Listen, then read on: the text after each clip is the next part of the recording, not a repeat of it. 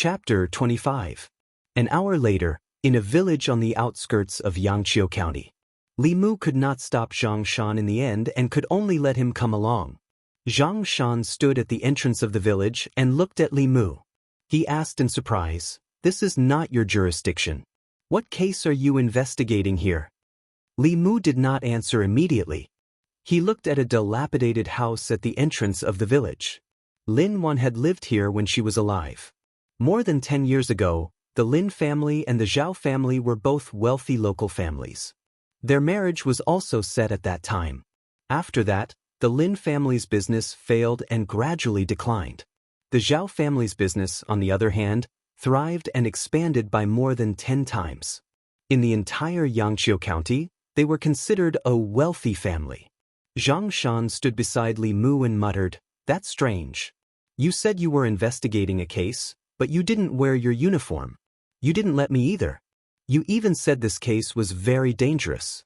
What's so dangerous here?" Li Mu did not explain too much to Zhang Shan. He only said, "Don't say anything. Don't ask anything. Just stay by my side. All right. You saved me today. You have the final say." Zhang Shan shrugged and stopped talking. Li Mu walked to the dilapidated house. The yard was surrounded by a fence. Weeds had already grown in the yard and the door was locked. Clearly, no one had been here for a long time. Creak! Just as Li Mu was about to ask someone, the door of the house next door suddenly opened. An old man walked into the yard and saw two strangers standing outside. He asked curiously, "Who are you? What are you doing here?" Li Mu walked forward and smiled. "Old man, I'm Lin Wan's distant cousin. May I ask if cousin Lin Wan lives here?" "You're Wan Wan's relative." The old man's expression softened when he heard that. However, he sighed and said, 2 months ago Wan Wan disappeared. The Zhao family came to look for her, but they couldn't find her until now. No one knows where she went." Li Mu pretended to be surprised and asked, "My cousin is missing?" The old man said regretfully, "If Wan Wan was still here, she would have married into the Zhao family immediately. Marrying into the Zhao family, she would have enjoyed the rest of her life. What a pity, what a pity. I don't know where she is now or if she's still alive." Li Mu didn't need to ask any more questions. He already knew what he wanted to know. The Lin family and the Zhao family did indeed have an engagement. Up until now, what he had heard from the old man was completely consistent with what Lin Wan had said. In other words, the rumor that Zhao Yong killed his fiancée in order to climb up the big tree of the county premier was most likely true. Li Mu didn't stay for long. He bid farewell to the old man and left. The most difficult thing right now was how to give Lin Wan justice. Naturally, it was impossible for her to go to the Yamen as a ghost to redress her grievances. Not to mention whether the Yamen would dare to accept the case. Even if they accepted it and reported it to the higher-ups, there was a high chance that it would be suppressed. As long as the governor was willing to protect the Zhao family, no one in the North County could touch them. At the moment, Li Mu still hadn't thought of a suitable solution. Li Mu was deep in thought as he walked. Zhang Shan followed behind him and finally couldn't help but ask, "Li Mu, when did you have a cousin? Why haven't I heard of her before?" Li Mu casually said, "I just met her." Zhang Shan's interest was piqued. "Is she pretty?" "She's all right, compared to the boss." "I can't compare to her." "That's enough. Although the boss is pretty, she only cares about cultivation. She's not the same as you. You can't always think about the boss and end up sad like Li Si."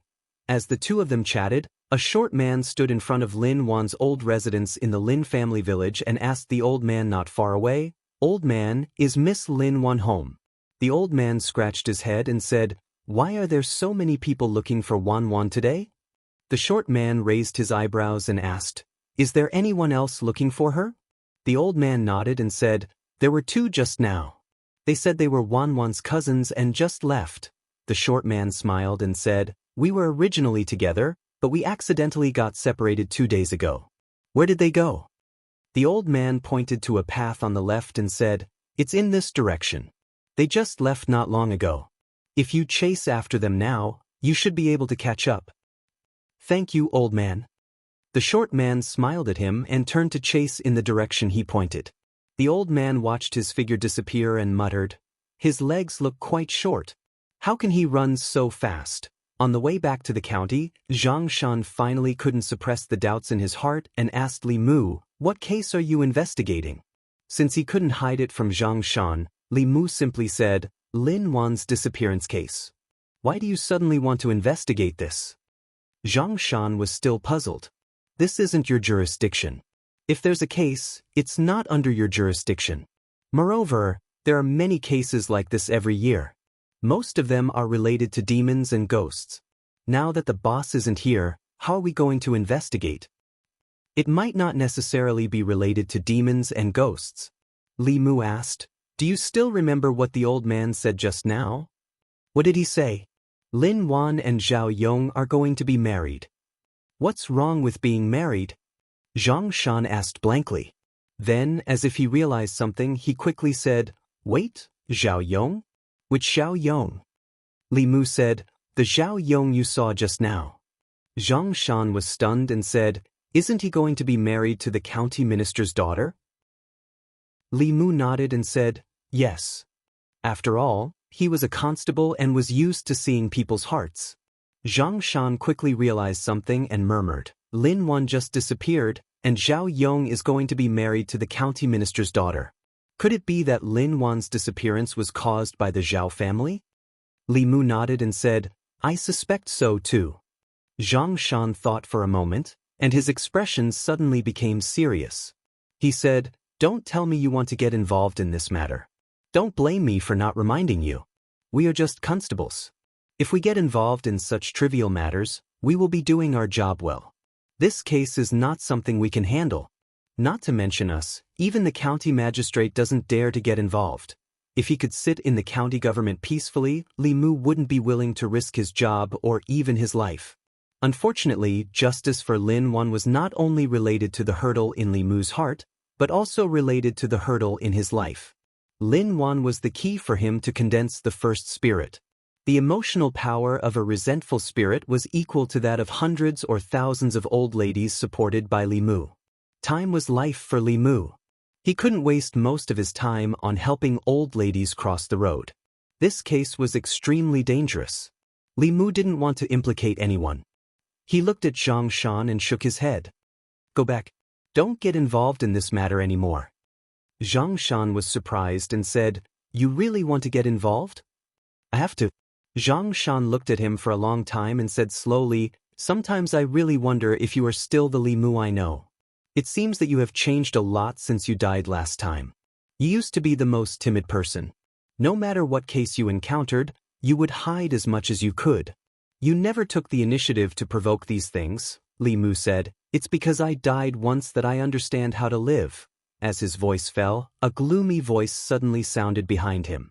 "Since you have died once, why don't you cherish your life? Why do you have to touch things that you can't touch?" Chapter 26. A voice suddenly came from behind him. Li Mu turned around abruptly and saw a short and extremely ugly man standing not far behind them. He was looking at them with a sinister gaze. He was shocked. With his current spiritual sense, he actually did not know when this person had approached. It could be seen that this person must be a cultivator who had concealed his presence. His mana was not any lower than Li Mu's. And from what he had just said, Li Mu instantly guessed his identity. He did not expect the Zhao clan to be so cautious, taking action so quickly. In order to hide the matter of Lin Wan, they had actually invited a cultivator. Xianxia's expression was vigilant. He asked, "Who are you?" "I'm someone sent by the Zhao clan." After the dwarf appeared, Li Mu knew that today's matter could not be resolved peacefully. He silently drew the azure rainbow sword in his hand and stood in front of Xianxia. He said, "You go first. Go back to the yamen and find someone." Facing this dwarf, Li Mu himself was not afraid. In those 3 days, he had figured out many things. The dwarf before him gave him the feeling that his strength was about the same as Han's, and was slightly weaker than Li Qing's. He had an artifact in hand and a few secret techniques that he had hidden at the bottom of his chest. As long as he did not encounter an expert of the Middle Realm, even if he could not kill the enemy, he could still protect himself. Hearing Li Mu's words, Xianxia turned around and ran without hesitation. If he stayed, he would only be a burden to Li Mu. After being a constable for so many years, he had been in danger many times. He knew very well what he should do at this time. Where can you run to? With a flash, the dwarf appeared in front of Xianxia, blocking his path.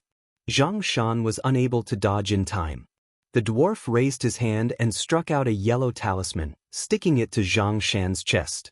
Afterwards, he felt that his raised foot was as heavy as 1,000 pounds. His body seemed to be imprisoned by something, and he could not even move his fingers. Not only that, but his vision and hearing seemed to have been sealed as well. Everything before him was pitch black, and he couldn't hear anything. The dwarf used the same trick again and threw a talisman at Li Mu.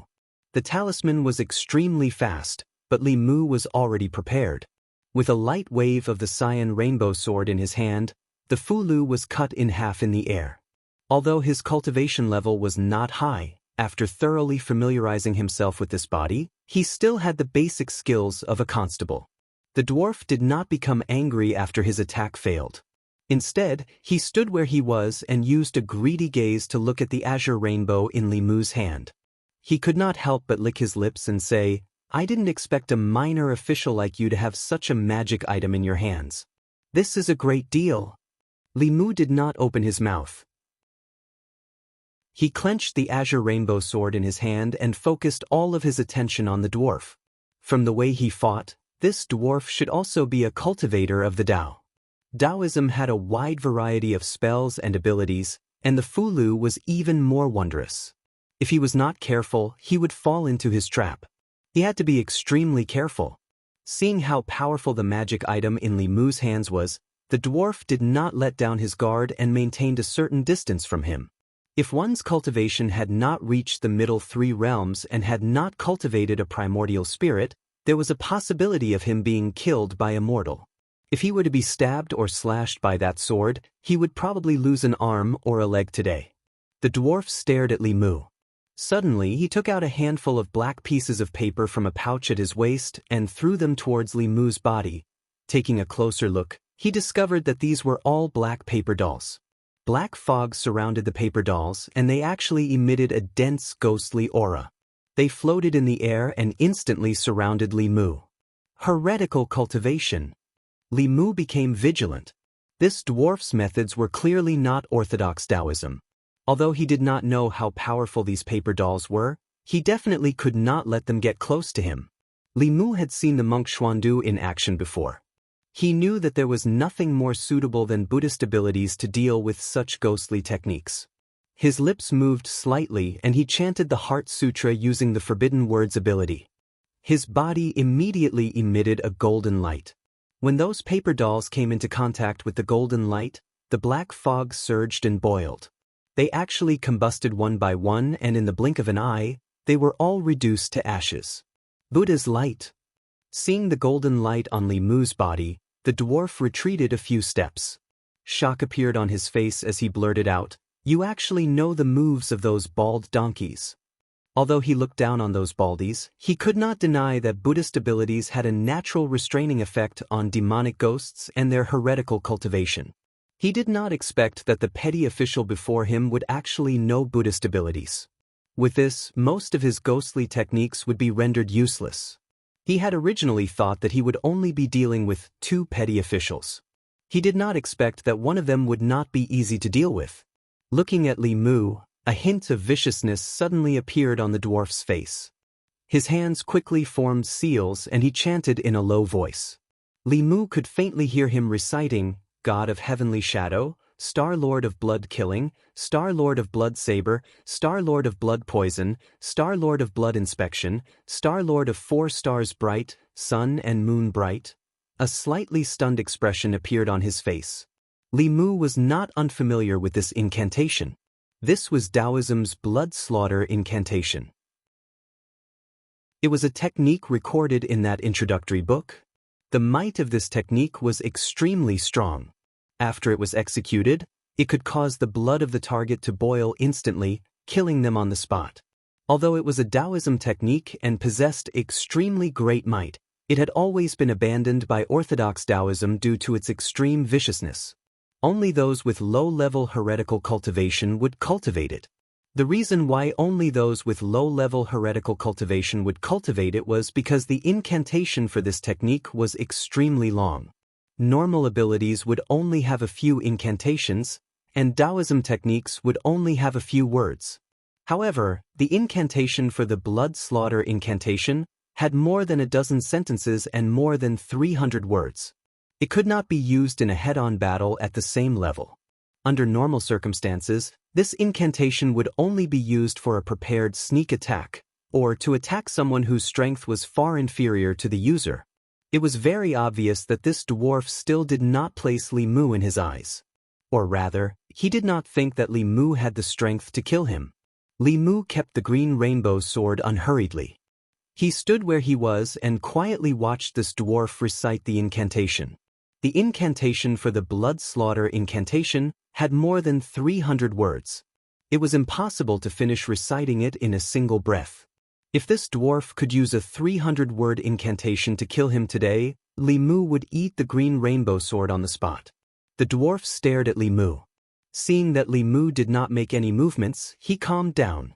After catching his breath, his lips trembled once again. Once Mu Lang arrives, thunderbolts will blast him away. Today, I have decreed that I cannot stop for long. Li Mu had long since memorized the incantation for the blood slaughter incantation. Just as this dwarf was reciting the last few sentences, Li Mu formed a hand seal unhurriedly and softly opened his mouth. Peer! Boom! Before the dwarf could finish reciting the incantation, a white thunderbolt suddenly descended from the sky, accurately striking his head. Under the thunderbolt, his body was turned into charcoal, and his soul also dissipated instantly. A gust of wind blew past, and the dwarf's corpse turned into ashes, completely disappearing from the world. Li Mu withdrew his hand seal and let out a light breath. For Taoism techniques and divine abilities, the shorter they were, the stronger they were. Many times, being short was not necessarily a bad thing.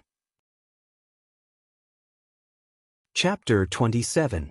After using the lightning technique to kill the dwarf, Li Mu's emotions did not fluctuate too much. It was not that he was cold-blooded and heartless, but that this person's Tao was strange and filled with an evil aura. What he cultivated was definitely not an ordinary Tao. Who knew how many lives he had killed in order to reach his current level of cultivation?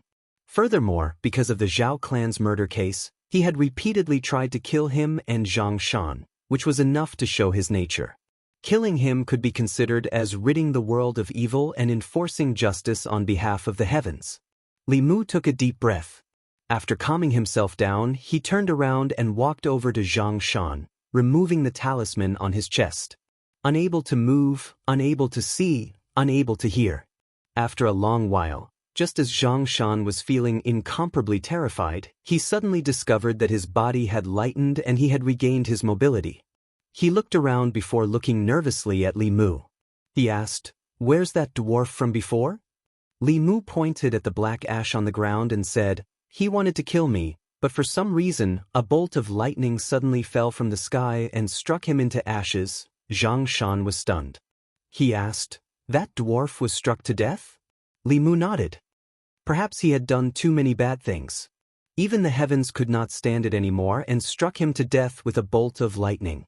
Or perhaps there was a mistake in the technique and it caused a backlash. In any case, he's already dead. You didn't see it just now. That bolt of lightning was really accurate. Xianxia had his back to them earlier and his body and 5 senses had been sealed. He did not know what had happened. After learning that the dwarf had suffered the wrath of the heavens, he spat out fiercely and said through gritted teeth, "Serves him right." After spitting, he looked at Li Mu and asked, "What should we do now?" Li Mu shook his head and said, "I still haven't thought of a way." If Li Mu still had doubts about the Zhao clan and Lin Wan's case before, after the dwarf's appearance, that sliver of doubt had vanished. Very clearly, the Zhao clan did not completely believe that Lin Wan's soul had completely dissipated, which was why the dwarf had appeared today. It wasn't that he hadn't thought of a way. On the contrary, he already had several plans in his mind, but they weren't comprehensive enough. At this time, Xianxia suddenly said, "Why don't I go and see what the county magistrate thinks?" Li Mu asked in surprise, "Zhang county magistrates dare to meddle in the affairs of the Zhao family?" If the county magistrate was a good official who was not afraid of power, then this matter would be much simpler. Unfortunately, Li Mu did not know much about this county magistrate. Zhang Shan had been in the county government for a few years longer than Li Mu, so he should know the temperament of the county magistrate. "I don't dare." Zhang Shan shook his head and said, "If it was in the past, the Zhao family would be nothing. But now, the Zhao family is about to marry the commandery minister. Zhang county magistrates is as timid as a mouse. How would he dare to meddle in the commandery minister's affairs?" Li Mu said. "Then what's the use of telling Zhang county magistrates?"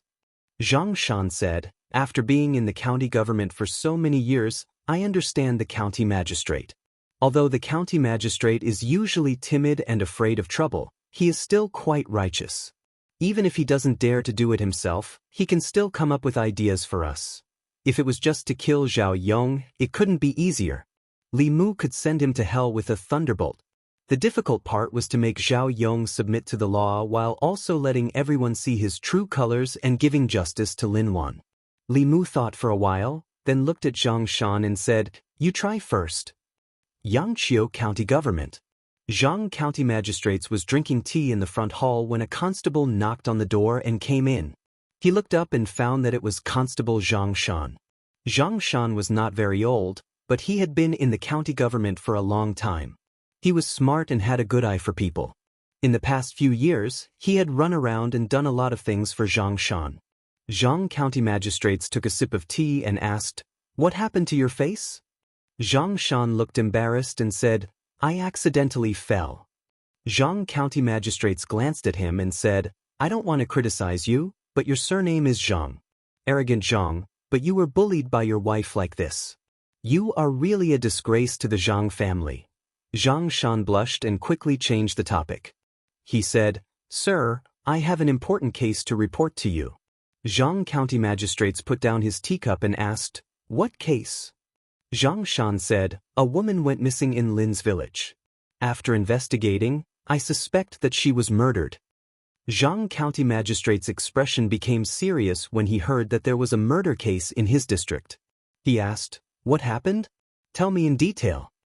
Zhang Shan sorted out his thoughts and said again, 2 months ago, a woman went missing in Lin's village.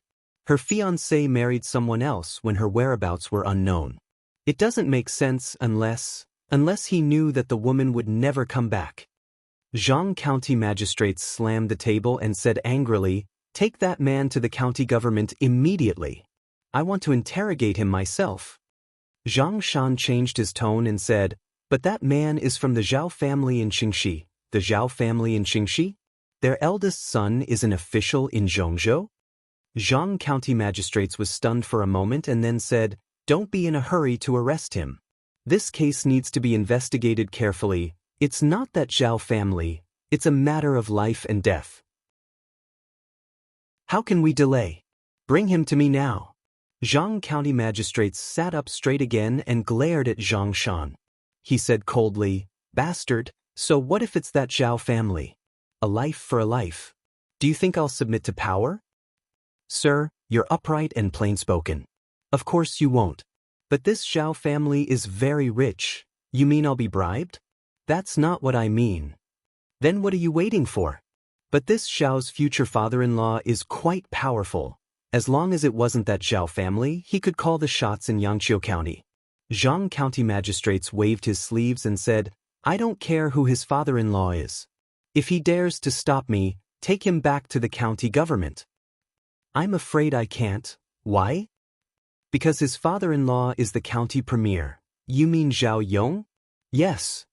County Magistrate Zhang drank the tea in his cup in one gulp.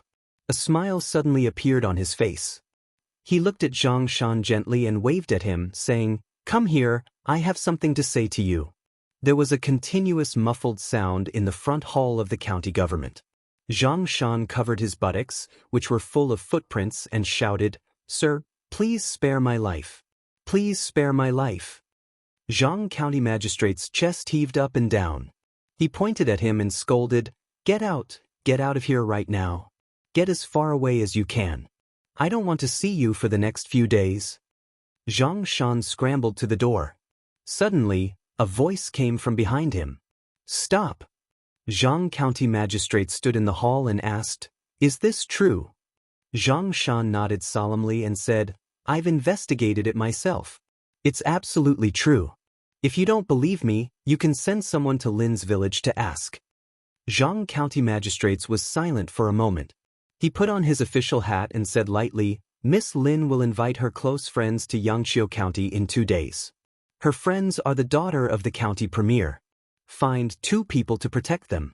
If anything goes wrong, I'll cut off your head. Do you hear me?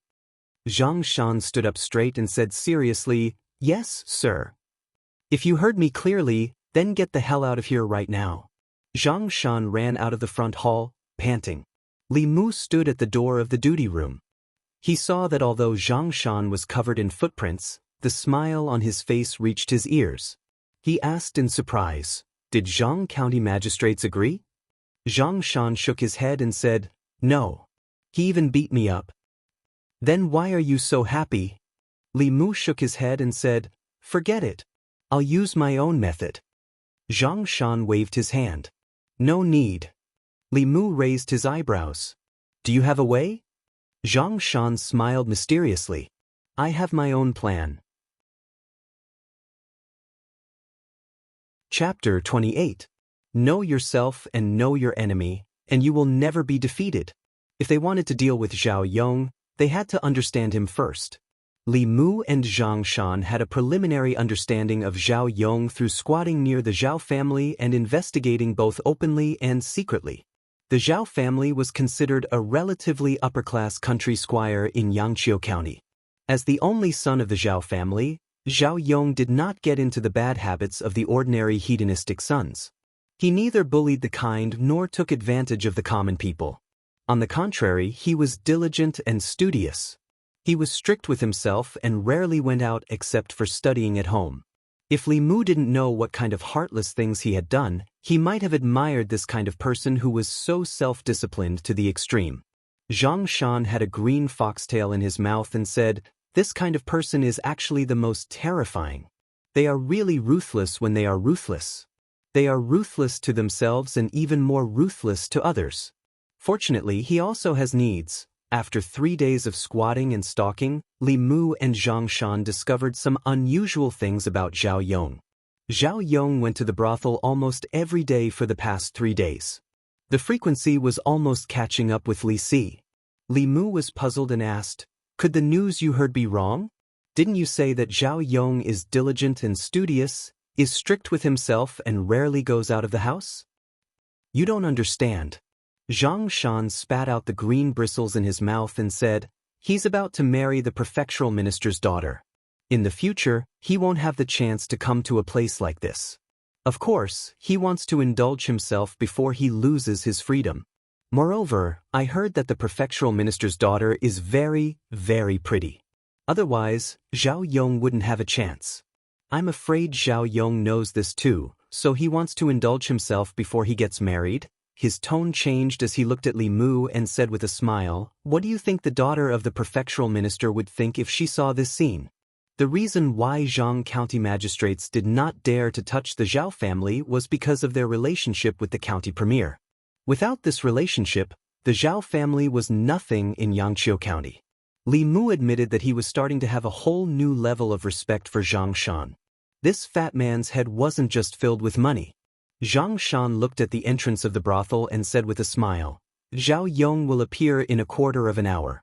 There is still some time. Why don't we make a bet? On the streets of Xianxia County, 2 women were walking together. A slender woman turned around and asked, Will that young Master Zhao appear today? Zhang Shan, who was dressed in plain clothes, looked at the slender woman and said with a smile, Don't worry, Mississippi. I've already asked around.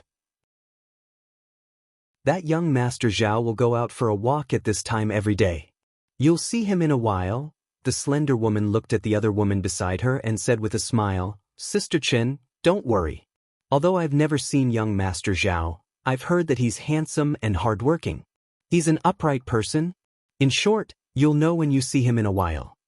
Chen Miao Miao only smiled shyly, but her expression was full of anticipation. Which girl didn't yearn for love? She was also full of longing for her future husband. Therefore, even though she wasn't very familiar with Zhang County Magistrate's daughter, when she received her invitation, she thought about it for a short period of time and agreed. This trip was called a sightseeing trip, but in fact, she wanted to see young Master Zhao in advance. As for Xianxia County Magistrate's obvious behavior of wanting to curry favor with her father, the county premier of North County, she pretended not to see it. The two of them were just taking what they needed. Li Mu was also dressed in plain clothes. He walked a few steps behind the three of them and occasionally raised his head to take a look. Of the two women in front, the slender one was called Zhang. She was the daughter of Zhang County Magistrates. The other woman with a voluptuous figure was the daughter of the county premier. She was invited by Zhang Yi to come to Yangqiu County for sightseeing. Saying that she had a voluptuous figure was Li Mu's conservative word. In fact, her body could already be called severely obese. Even if she raised her head, Li Mu couldn't see her neck. If Li Qing's figure was used as a standard, this daughter of the county premier was at least 4 times Li Qing's. This also solved a doubt in Li Mu's heart. The status of the county premier's daughter was very noble. There should be countless suitors. Why would she lower herself to marry into the Zhao family? Now, the doubt in his heart was finally solved. Other than Zhao Yong, there probably weren't many people who would be willing to marry into the county premier's family. According to Li Mu and Zhang Shan's plan, the daughter of the county premier would be spoiled since she was young. She was arrogant and had specially come to Yangqiu County to peek at her future husband. If she saw Zhao Yong visiting a brothel, she would fall out with him on the spot. This marriage would naturally be called off. In the past few days, they had already figured out Zhao Yong's work and rest habits. 2 hours after lunch was when he would come out to have fun. As expected, the few of them went to a tea house. Not long after they sat down, Zhang Shan pointed at the street below and said, "Ladies, that's the young master of the Zhao family." When Chen Miao Miao heard this, she quickly got up and looked down from the window. She saw a handsome young man walking across the street and walked straight into the loft opposite. Below the loft, a few ladies with heavy makeup leaned against the railing at the door.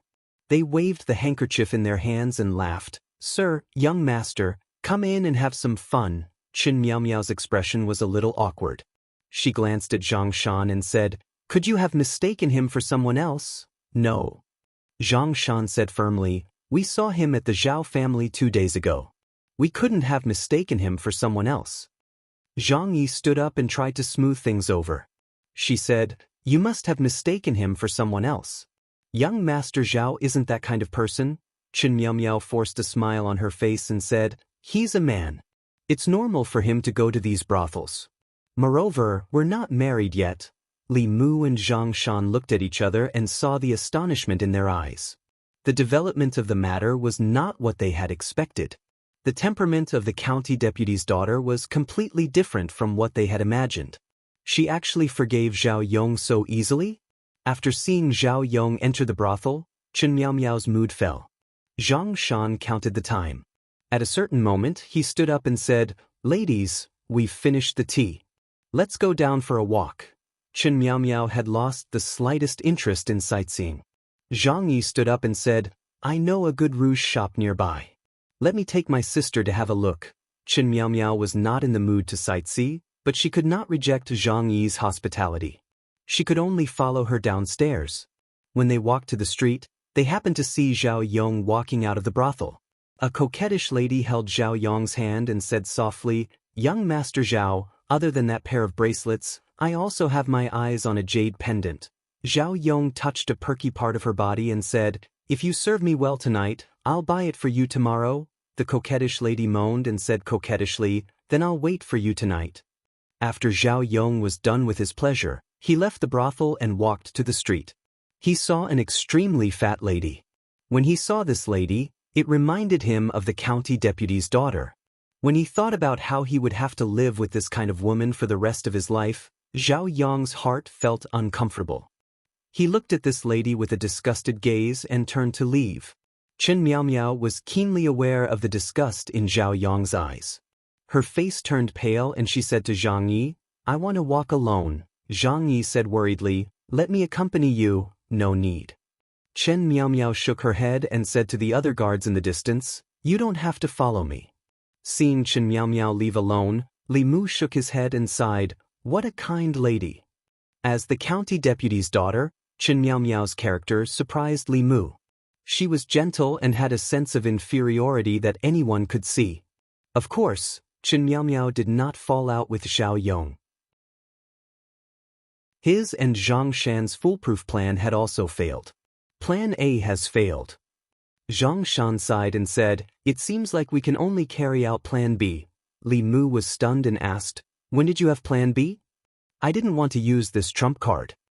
Zhang Shan sighed and said, "Now it seems that I can't use it." Chapter 29. Xianxia County, Main Street. A coquettish woman followed a young man out of a brothel. She took out a pair of bracelets from her sleeves and stuffed them into his arms. She said, "Pawn this to buy wine. Come tomorrow and I'll give you a jade pendant.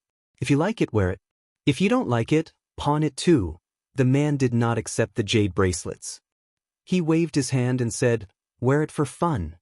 Seeing him walk into the street, the coquettish woman hurriedly asked, "Then will you come tomorrow?" The man turned his head and said lightly, "Depends on the situation." Li Si had just walked out of the brothel when two people pressed down on his shoulders. He looked back and saw Zhang Shan and Li Mu. He asked in confusion, "What are you doing?" Zhang Shan said solemnly, "The organization has a very important mission for you." "What mission?" "Go save a woman." "Tell me the details." "Make that woman fall in love with you." Li Si waved his hand and said, "I've never touched love. Find someone else." Zhang Shan grabbed his arm and said, "This involves a murder case. Only you can help us now." "I, Li Si, have touched everything in my life except love." Li Si said firmly, "I've never done anything that goes against my principles. You can think of another way." Zhang Shan suddenly asked, "Do you still remember how Qingqing left you?" Li Si's body trembled. He looked at him with red eyes and his breathing gradually became heavier. "There was a woman whose experience was very similar to yours." Zhang Shan continued, "The difference was that Qingqing left you because of money. But that woman's fiancé, for his own future and to marry the county minister's daughter, did not hesitate to cruelly kill her and throw her body into the wilderness. Not only that, that bastard even asked a cultivator to scatter her soul. What we need to do now is to bring that bastard to justice." Zhang Shan looked into Li Si's eyes and asked, "Such a poor girl. Are you really not willing to help her?" The veins on Li Si's forehead bulged and his eyes were bloodshot. He closed his eyes for a long time before opening them and asking, "Speak, what do you want me to do?" Li Si had already left. Li Mu looked at Zhang Shan and asked, "Can he do it?" "Remove the should." Zhang Shan said with absolute certainty, "The women in Xianxia County, no matter if they are young girls or young married women, from the age of 18 to the age of 80, there is no one that he can't handle.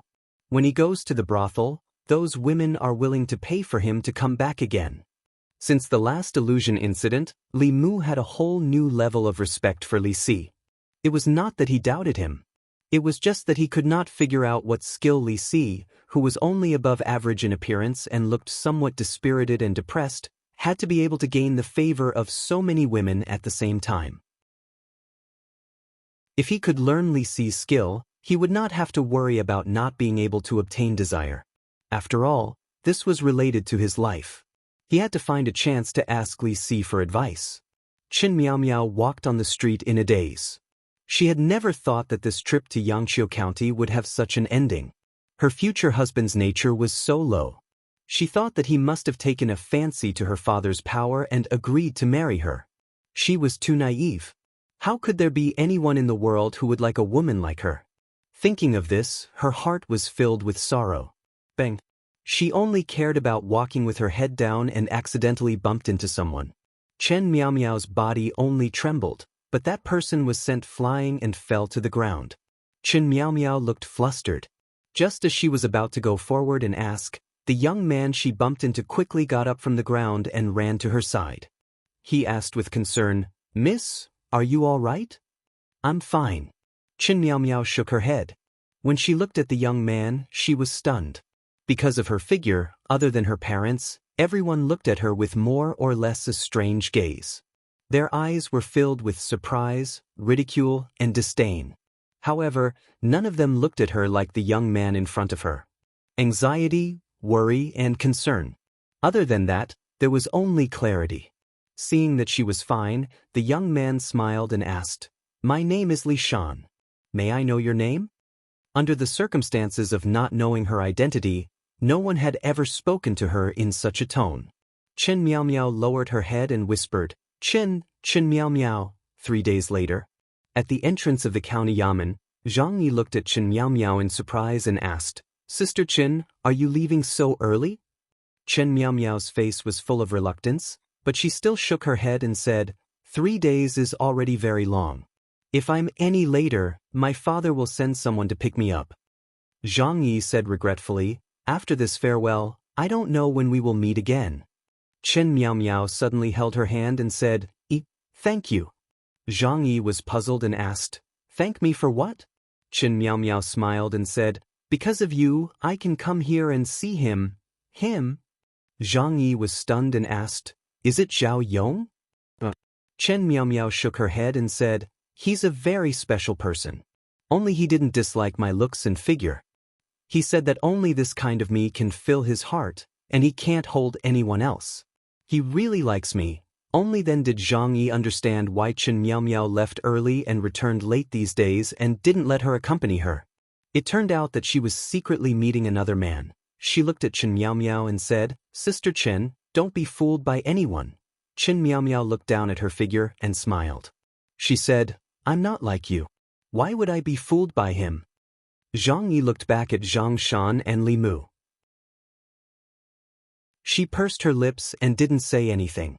Chen Miao Miao took a deep breath and said, "When I go back this time, I'm going to tell my father that I won't marry Zhao Yong. I'm going to wait for him.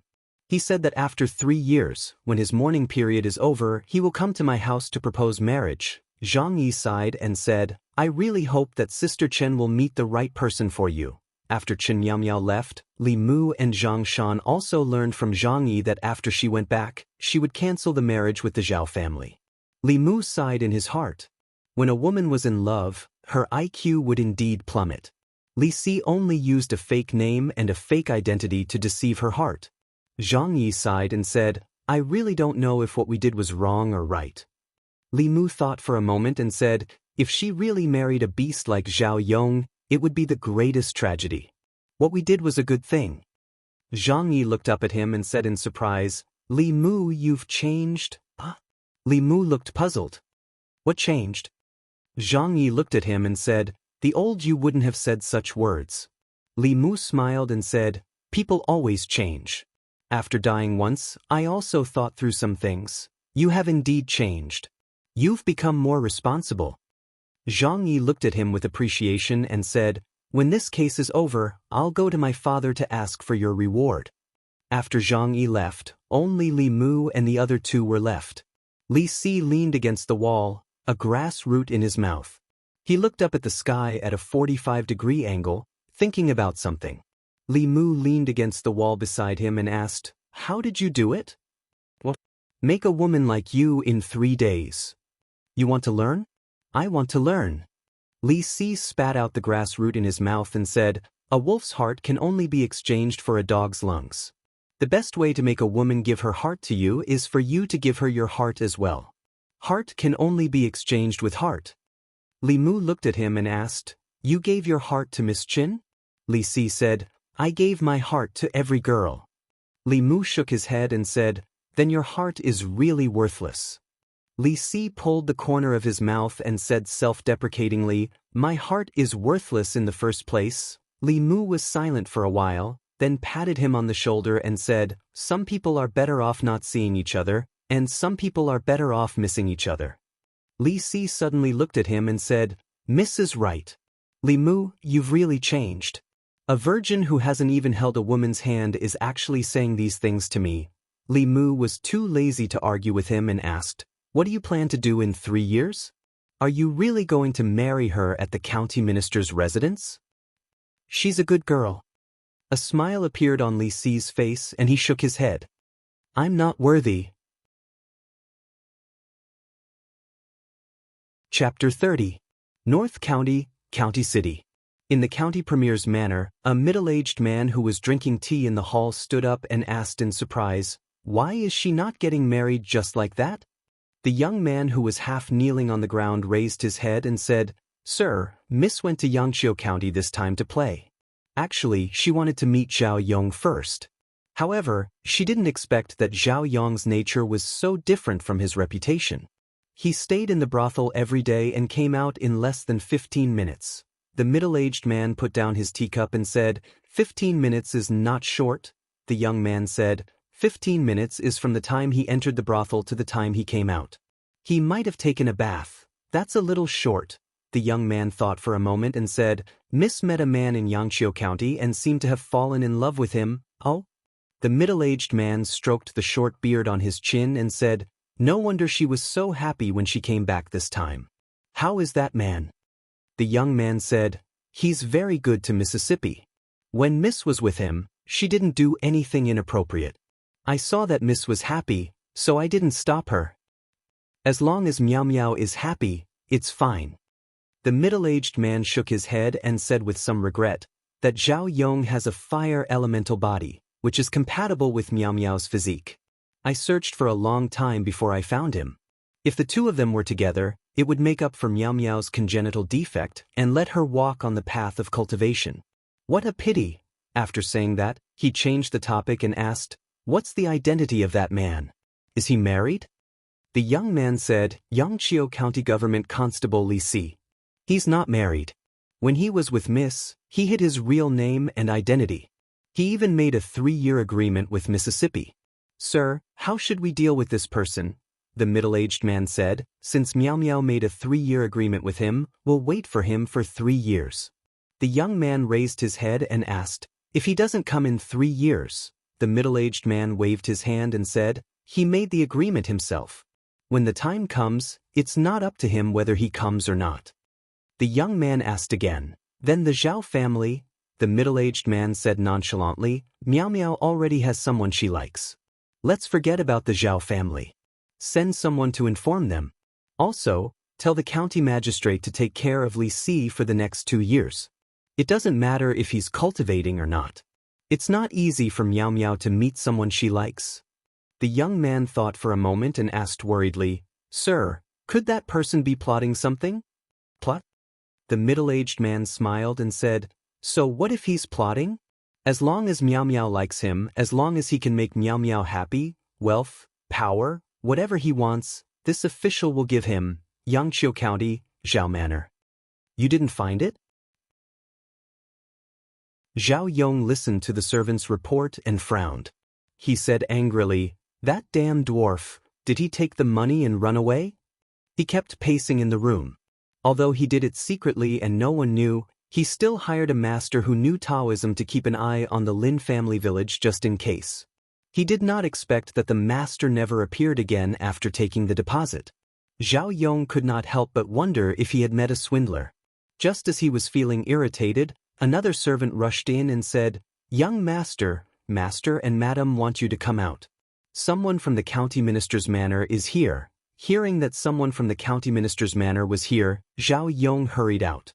However, there were no guests in the front hall. Instead, his parents were standing there in a daze and their faces were pale.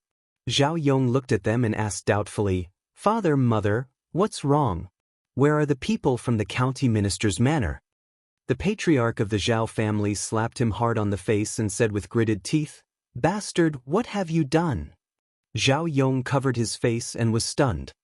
"What did I do?" Master Zhao said with a sullen face, "Your marriage with the county minister's daughter has been cancelled." "What?" Zhao Yong's expression changed drastically. Although he had heard that the county minister's daughter was famous for being ugly, for the sake of his future, he gritted his teeth and accepted it. He even killed his original fiancée because of it. Now that he was told that the marriage was cancelled, how could he accept it? Zhao Yong was shocked and anxious. He asked, "Why?"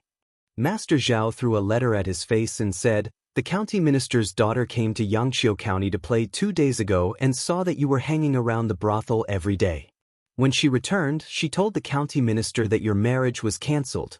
Zhao Yong's body trembled. He seemed to have thought of something and his face turned completely pale. The woman looked regretful and said, "If I knew this would happen, I wouldn't." Master Zhao asked, "Wouldn't what?" The woman avoided his eyes and shook her head. "Nothing."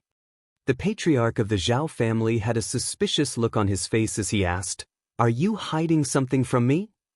"How is that possible?" The woman laughed dryly and changed the topic. "Let the marriage be cancelled. I heard that the county minister's daughter is fat and extremely ugly. Marrying her is an injustice to our Yong.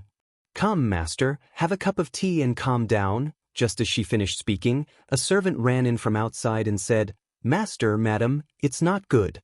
Someone from the county government came and said that the young master was involved in a murder case. They want to take him to the county government for questioning. Bang! The teacup in the woman's hand fell and shattered into pieces. Zhao Yong's body went limp and he collapsed to the ground. County Magistrate Zhang knew about the cancellation of the marriage between Zhao Yong and the prefectural premier's daughter earlier than the Zhao family because the people from the prefectural premier's mansion went to the county yamen first after arriving at Yangqiu County. As soon as they left the Zhao family, Zhang county magistrates sent people to arrest Zhao Yong. The county government was only worried about the county minister's involvement in Lin Wan's case. Now that the Zhao family had nothing to do with the county minister's residence, Zhang county magistrates had nothing to worry about. In the court, Zhao Yong refused to admit it and said loudly, "I didn't kill anyone. Wan is my fiancée. How could I kill her?" Zhao Yong's mother stood behind him and cried, "Master, I'm innocent. Wan is just missing." Zhang county magistrates looked at her lightly and said, "We have found Miss Lin Wan's body." The woman was stunned for a moment and then cried, "My poor daughter-in-law, you died so miserably. Master, you must make a decision for us and arrest the murderer." Zhang county magistrates slammed the gavel and said loudly, "Zhao Yong, you really didn't kill Lin Wan." Zhao Yong knelt on the ground and said loudly, "Master, I'm innocent." Zhang county magistrates looked at him and said, "Raise your head and see who she is." Zhao Yong raised his head and a woman's face slowly appeared in front of him. A ghost. Zhao Yong's face turned pale and he fainted. The woman hugged the leg of the head of the Zhao family and said mournfully, "Master, save Yong. We only have one child. He is a human life, and so are others. I didn't teach him well." 2 lines of tears flowed down the middle-aged man's face. He looked at Zhao Yong and whispered, "You reap what you sow. Yong, be a good person in your next life." Zhao Yongji's mother's body trembled. She looked at Li Mu, Zhang Shan and the other 2 with an extremely venomous and resentful gaze. Then she blacked out and passed out. Disgust and resentment were all evil feelings. Zhao Yong deserved to die, and his mother was not a good person either. Li Mu did not show any mercy to such people. After Li Mu invited Lin Wan's spirit, there was no suspense in the case. Interrogating Zhao Yong was just a normal procedure. According to the laws of the Great Zhou, murderers had to pay with their lives. Zhang county magistrates waved his brush and immediately sentenced Zhao Yong to death. Although the county magistrate did not have the power to directly sentence a person to death, he only needed to send the case to the governor's office. After a final review, the sentence would be carried out. The Great Zhou's counties were autonomous. The central county's imperial court usually did not interfere with the county's affairs. All matters of the county were decided by the governor. Given the distance between Yangqiu County and the county capital, a round trip would take at least 3 days. From the time Zhao Yong was sentenced to death to the governor's review and return of the case file, it only took 2 days. After 3 days, Zhao Yong would be executed at the entrance of the market. Yangqiu County was not big, and the Zhao family had some reputation in the county. On the day of Zhao Yong's execution, the streets of Yangqiu County were empty. Zhang County magistrates personally supervised the execution. The executioner was already waiting on the stage. The knife in his hand was not an ordinary weapon. With one slash, besides the head falling to the ground, the criminal's 3 spiritual and 7 physical souls would also be destroyed. This was to prevent the criminal from becoming a malicious spirit after death and continuing to wreak havoc. Zhang County magistrates threw down an order and said in a deep voice, "The time has come. Execute." The knife flashed, and Zhao Yong's head rolled to the ground. Amidst the shocked cries of the crowd at the entrance of the market, Zhang County magistrates looked at the empty space beside him and said apologetically, "Miss Lin, this is all I can do. Zhao Yong is already dead. I hope you won't harbor any resentment in your heart in the future and walk the path of evil and harm the world." "Thank you, sir. Lin Wan will remember your teachings." In the empty space, only her voice could be heard, but her figure could not be seen. "I'm ashamed. I can't accept your thanks. If you want to thank someone, thank Li Mu and the others." Zhang County magistrates shook his head and turned to old Wang, who was standing behind him and dozing off. He said, "Don't sleep anymore. Let someone clean up the ground." On the day of Zhao Yong's execution, something else happened in Yangqiu County that caused a lot of discussion. On this day, the head of the Zhao family sold his mansion, shop, dismissed his servants, and donated all his family assets. He moved out of Yangqiu County and disappeared. Master Zhao is a good man. It's a pity that he gave birth to such an animal. Sigh, he even gives porridge to beggars during festivals. What a sin! In a tea house on the street, the people were idle and discussing. A tall and thin man leaned against the door of the tea house and asked, "Those constables are quite brave. What are their names?" The waiter thought for a moment and said, "Li Mu, Zhang Shun, Li Si. I think it's those few, thank you." The tall and thin man nodded and turned to disappear into the crowd. Chapter 31. Today was the day of Zhao Yong's execution. Considering that the beheading scene would be very bloody, Li Mu did not go to watch. Lu Hanyan and Wan Wan seemed to have gone to watch the show. When Wan Wan came back, her little face was pale. She saw Li Mu eating duck blood, which was rare for her to not come over. She covered her mouth, turned around, and ran away. Lu Hanyan's complexion was better than her. She only looked at Li Mu with a slightly strange gaze. She walked to Li Mu's side and asked, "I heard from the constables that you took on the case and planned to have Zhao Yong executed to bring justice to Miss Lin?" Li Mu shook his head and said, "They were my 2 colleagues. I only contributed a little." These were his heartfelt words. It was also the truth. He took on Lin Wan's case, but without the help of Zhang Shan and Li Si, Zhao Yong would not have been executed so quickly. Lu Hanyan only knew that Li Mu was a constable. She did not know that he was such a courageous constable. After the Zhao family became the county premier, no one dared to provoke them in Yangqiu County. Even the county magistrate had to show them some respect. A mere constable actually sent the young master of the Zhao family to the execution ground. How much courage did this require? This made her look at Li Mu in a new light. She stood in the courtyard and seemed to be confused. She asked, "Aren't you afraid of the Zhao family and the county premier?" In order to maintain the image of a dying person in front of Lu Hanyan, Li Mu said fearlessly, "Why should I be afraid? Anyway, I don't have much time left to live.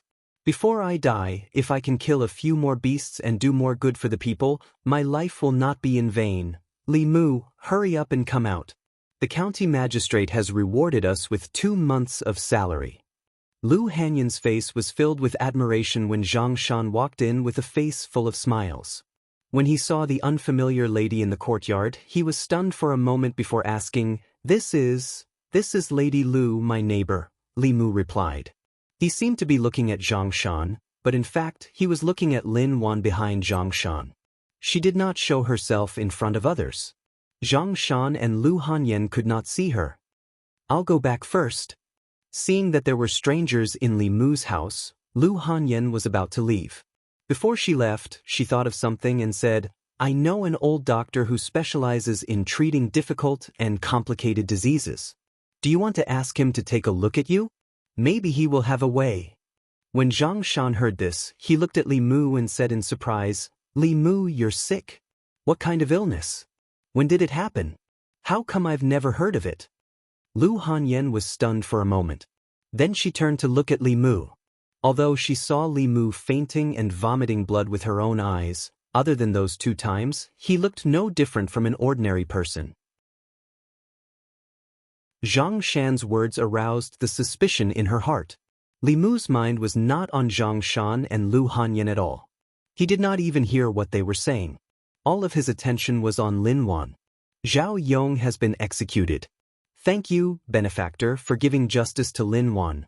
Lin Wan knelt on the ground and respectfully kowtowed 3 times to Li Mu. At this time, in Li Mu's eyes, a dazzling red light suddenly appeared on her body. Whether it was a human or a demon ghost, the stronger the strength, the stronger the power of emotions. Li Mu immediately used the guiding technique. In an instant, he felt that his body was filled with something.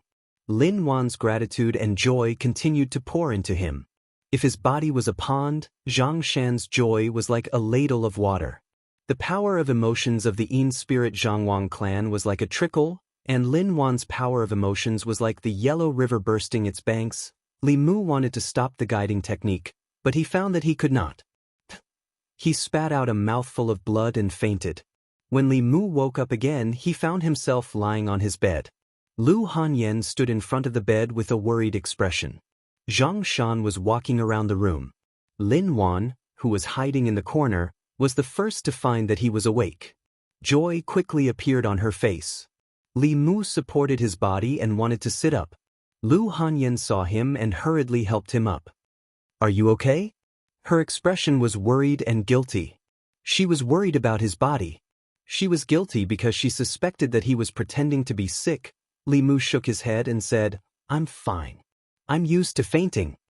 Zhang Shan walked over with a complicated expression and asked, You really only have half a year?" Li Mu said, "If I'm lucky, I might not die."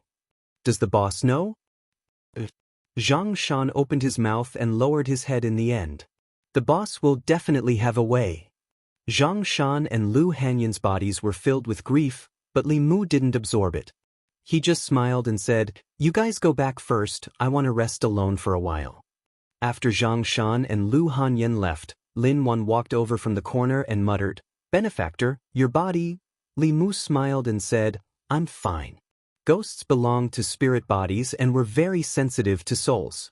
The 7 spirits belonged to the corporeal body, so they couldn't see the problem with his body.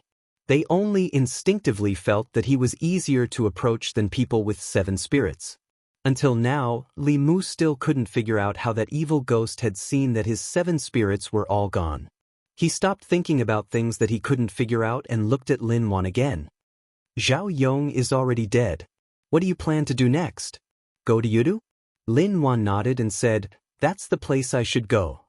Li Mu nodded and said, "Go. I'll be a cow or a horse in my next life and repay your kindness."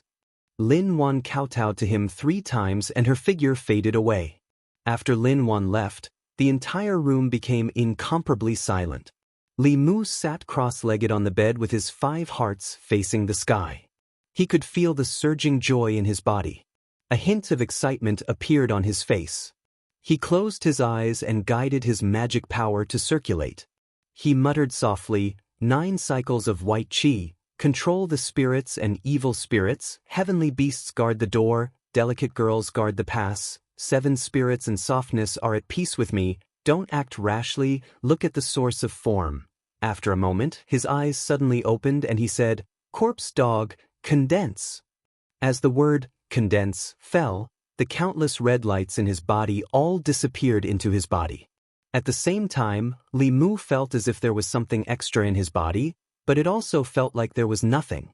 However, the magic power in his body had increased several times in that instant. This meant that his first spirit had been condensed. The function of the corpse dog was to be alert. It could allow him to detect approaching danger under any circumstances. Not only that, The increased magic power in his body when he condensed his spirit also allowed him to cast spells that he couldn't cast before. Li Mu thought for a moment and formed a seal with one hand. He said softly, "Heaven and earth are limitless. The universe borrows the power. The power is born from the heart, endlessly growing." Li Mu still couldn't control the Tai Sin culling demon-slaying protective spell. If he forcefully cast it, he would definitely suffer a backlash. Speaking of those Taoist magic arts that he could not master for the time being, in most cases, even if the hand gestures were correct, Li Mu had to finish chanting one or several sentences before he could feel it. But for the Tao Te Ching, he could not even read a single word. It was as if there was something that could see through his thoughts. Nothing happened when he chanted the word Dao with the help of the handprint. However, if Li Mu thought that Dao can be explained and tried again, he would immediately suffer a backlash. It was extremely strange. Li Mu didn't dare to try this for now. He formed another hand gesture and said softly, "Army." Clang. Suddenly, the crisp sound of a sword rang in his ears. At the same time, the azure rainbow sword that Li Mu had placed on the table was suddenly unsheathed. It floated in the air and buzzed incessantly. Li Mu's mind moved and the sword drew a sword flower in the air. Then, following Li Mu's will, it moved forward and backward, left and right. Li Mu reached out and grasped it in his hand. The first word of the 9 syllables mantra was thunder magic. The second word was used to control weapons. Taoism had a remarkable ability called summon come and go. As the name suggested, this remarkable ability could control objects remotely. It required one to be at the soul condensation realm to cast it. As for controlling flying swords and magic treasures, only cultivators at the 3rd realm and above could grasp it. The existence of the second word of the mantra directly helped Li Mu close the gap in this realm. The only flaw was that with his current realm, controlling the magic weapon consumed a lot of magic power. Just a moment ago, he felt that the magic power in his body was completely drained, and his head was a little dizzy. Li Mu took the opportunity to lie on the bed, and soon fell into a deep sleep. At a certain moment, Li Mu suddenly woke up from his sleep. He jumped up from the bed and caught a figure that was sneaking up on him while he was sleeping. He pressed the figure onto the bed. All of this was done instinctively. After catching the person, Li Mu felt that something was wrong. The place he held with one hand was soft and smooth, while the place he pressed with the other hand was round and perky. Li Mu took a closer look and realized that the person he pressed onto the bed was actually Lu Hanyu. Li Mu was shocked and hurriedly explained, "I'm sorry, I thought it was a sneak attack." Lu Hanyan was pressed onto the bed in a humiliating position.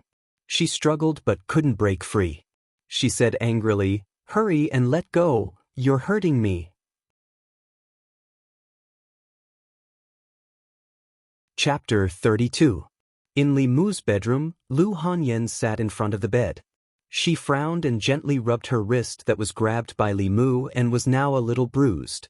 Li Mu looked embarrassed and explained, "I'm sorry, Lady Lu. I didn't mean to. Forget it. It was normal for constables to be vigilant." Lu Hanyan pointed to a soup bowl on the table and said, "Wanwan is sick, so I made some chicken soup for her. I also brought you a bowl.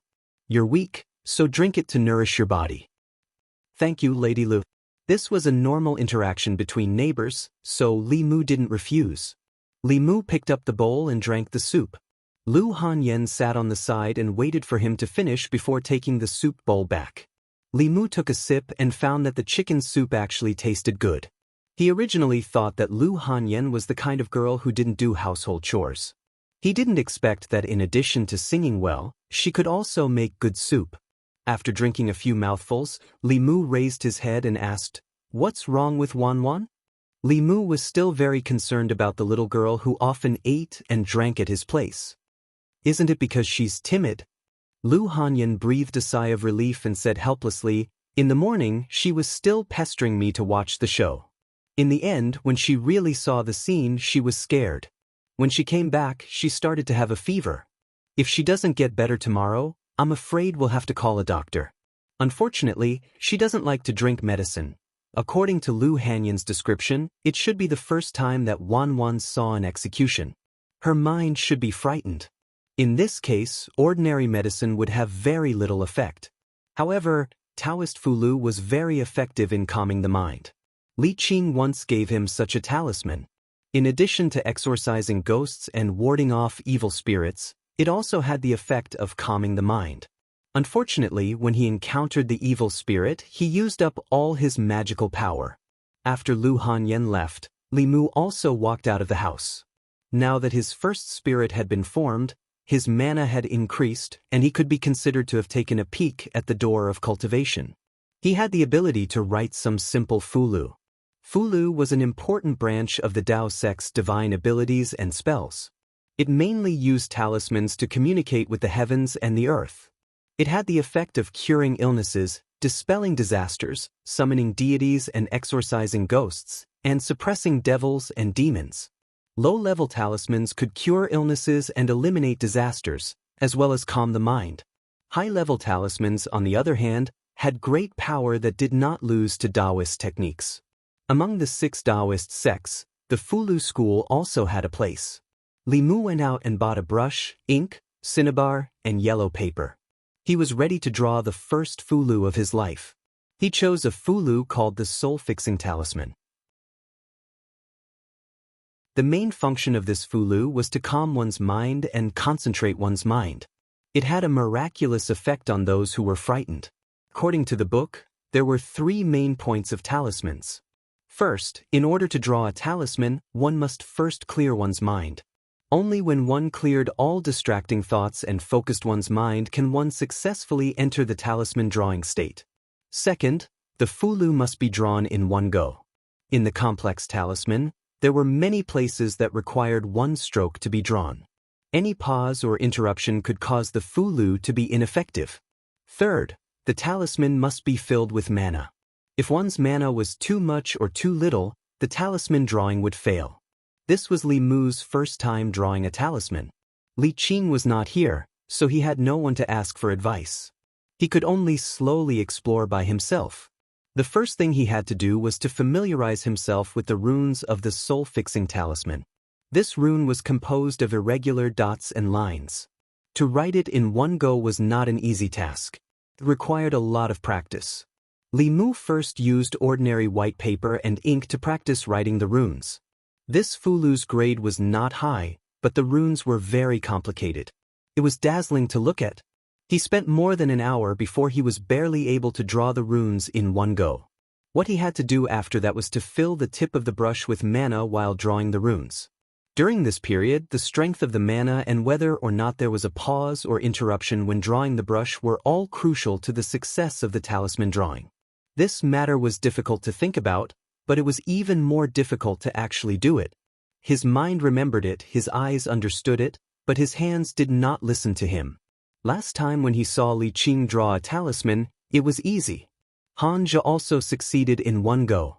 When it was his turn to do it himself, the situation was completely different. In a short while, he had already drawn 10 pieces in a row. The method to determine whether a Fulu was successful or not was very simple. After drawing, a Fulu that retained mana was a successful Fulu. A Fulu with mana dissipated was no different from a piece of waste paper. Li Mu summed up the reasons for failure. The conclusion he came to was that when he was drawing the talisman, his mind was not completely focused and could not completely enter the state of drawing the talisman. If his mind was not focused, the movements of the talisman drawing would be difficult to be coherent. The mana would also fluctuate, causing the talisman to fail. It was not that Li Mu did not want to focus. It was just that when he was drawing the talisman, he had to recall the runes and maintain his mana. Both of them required distraction, so how could he be focused? The more he wanted to succeed in drawing the talisman, the more restless his heart was. The more restless his heart was, the easier it was for the talisman to fail. He seemed to have entered a contradictory cycle. Those who were proficient in talismans were probably familiar with the runes to the point of muscle memory. The current Li Mu was still far from being able to do this. Li Mu looked at the pile of waste paper on the floor and suddenly thought of an idea. He formed a one-handed sign and chanted in his heart, "Heart as clear as ice, unperturbed even if the sky collapses. After chanting the clear heart mantra, Li Mu's face was calm and his heart was unperturbed. He had already entered the sage mode. He dipped the brush in ink and the tip of the brush moved quickly on the paper. In a moment, another fulu was formed in his hand. This talisman looked ordinary and was no different from the waste talismans on the floor. But when he held it in his hand, he could feel the flow of mana in the runes. He had clearly succeeded in drawing the talisman. Crafting a talisman was a laborious and exhausting matter to begin with. After failing for more than 10 times in a row, Li Mu's already little magic power was almost completely exhausted. His head also felt dizzy, and he powerlessly collapsed on the bed. Wanwan wanted to eat dumplings today. I made some. Do you want to eat some? Lu Hanyan walked in from outside. Looking at the waste paper on the floor and Li Mu who was lying weakly on the bed, she said in shock, "What were you doing just now?" In the next moment, she reacted. Her face first turned red and then became ashamed and angry. Li Mujing was at the age where he was full of energy. She could understand that he was doing things that he should do at his age. However, he had just offended her in the afternoon, and in the afternoon. This made Lu Hanyan wonder who he was fantasizing about. Seeing Lu Hanyan's face turn from red to white and from white to green, Li Mu knew that she must have misunderstood something. He hurriedly climbed up from the bed and said, "Don't misunderstand. I was drawing the talisman just now." Lu Hanyan asked suspiciously, "Drawing the talisman?" Li Mu hurriedly explained, "Isn't Wanwan's mind frightened? Ordinary prescriptions are useless for her, so I drew a soul-locking talisman. After turning it into talisman water and drinking it, it will immediately take effect." Lu Hanyan forgot for a moment whether or not Li Mu was committing blasphemy just now. She asked in surprise, "You know how to draw talismans?" Li Mu shrugged and said, "You also know my illness. In order to live, I have to try any method." He handed the soul-locking talisman that he had painstakingly drawn to Lu Hanyan and said, "Take this talisman back. After turning it into talisman water, let Wanwan drink it. Her illness will be cured very quickly." In order to maintain her figure, Lu Hanyan had tried many methods. She had gone to Taoist temples and temples. She had also drunk the so-called talisman water several times, but none of them were effective. Because of her own experience, she had always scoffed at Fulu and other things. Because of Li Mu's face, she still accepted the talisman, but she didn't want to try it on Wanwan. However, early the next morning, Wanwan's high fever still hadn't subsided. Lu Hanyan originally planned to go out and call a doctor, but when she had already walked to the door of the courtyard, she unexpectedly took out the Fulu. Although she didn't believe in Fulu, she trusted Li Mu. She thought about it and still turned the Fulu into talisman water. She brought it to Wanwan's bed and said, "Well, can you drink this?" The girl lying on the bed weakly said, "Miss, what is this?" "Medicine." Lu Hanyan helped her up and said, "Drink it quickly. Drink it and your illness will be cured." The girl opened her mouth and reluctantly drank the bowl of black medicine. Then Lu Hanyan saw an incomparably shocking scene. Wanwan, who was previously so weak that she couldn't even get up, immediately became lively after drinking the bowl of talisman water. She drank 3 bowls of porridge and ate 5 steamed buns in one breath. Lu Hanyan reached out to touch her forehead and found that her forehead was no longer hot. In the morning, Li Mu woke up early. After washing up, he was about to go to the yamen when there was a knock on the door. He opened the courtyard door and saw Lu Hanyan standing outside. She handed a box of food to Li Mu and said with a smile, "You haven't eaten breakfast yet, right? I bought some for you. You can go to the yamen after you finish eating." Li Mu looked at Lu Hanyan in confusion. Although she had taken care of him these days, things like delivering food were usually done by Wanwan. Today she actually came in person, which made Li Mu suspect that she had other intentions. However, he had received so many favors from others. Even if she really had other intentions, Li Mu wouldn't refuse. Li Mu looked directly into her eyes and said, "Lady Lu, if you have something to say, just say it. As long as I can do it, I will not refuse." Lu Hanyan didn't beat around the bush with Li Mu and asked directly, "Are there many kinds of talismans?" Li Mu nodded. There were many kinds of talismans in Taoism, and they had a wide range of uses. The talismans that could cure diseases, dispel ghosts, and kill demons only accounted for less than 1/10 of them. Lu Hanyan asked expectantly, "Is there a kind of fulu that can keep you fat no matter how much you eat?" Li Mu thought for a moment and said, "I'm not sure about that, but there is a kind of talisman called youthful talisman. It can keep a person's face young and youthful. It should also have the effect of maintaining a good figure." He didn't know much about fulu. It was limited to the book Li Qing gave him. Many high-level fulu talismans could only be learned by the disciples of the fulu school. Cultivators had the ability to retain their youthful looks, so they didn't value this kind of fulu. Youthful looks and youthful looks. Lu Hanyan's beautiful eyes shone. She suddenly grabbed Li Mu's hand and said excitedly, "I want."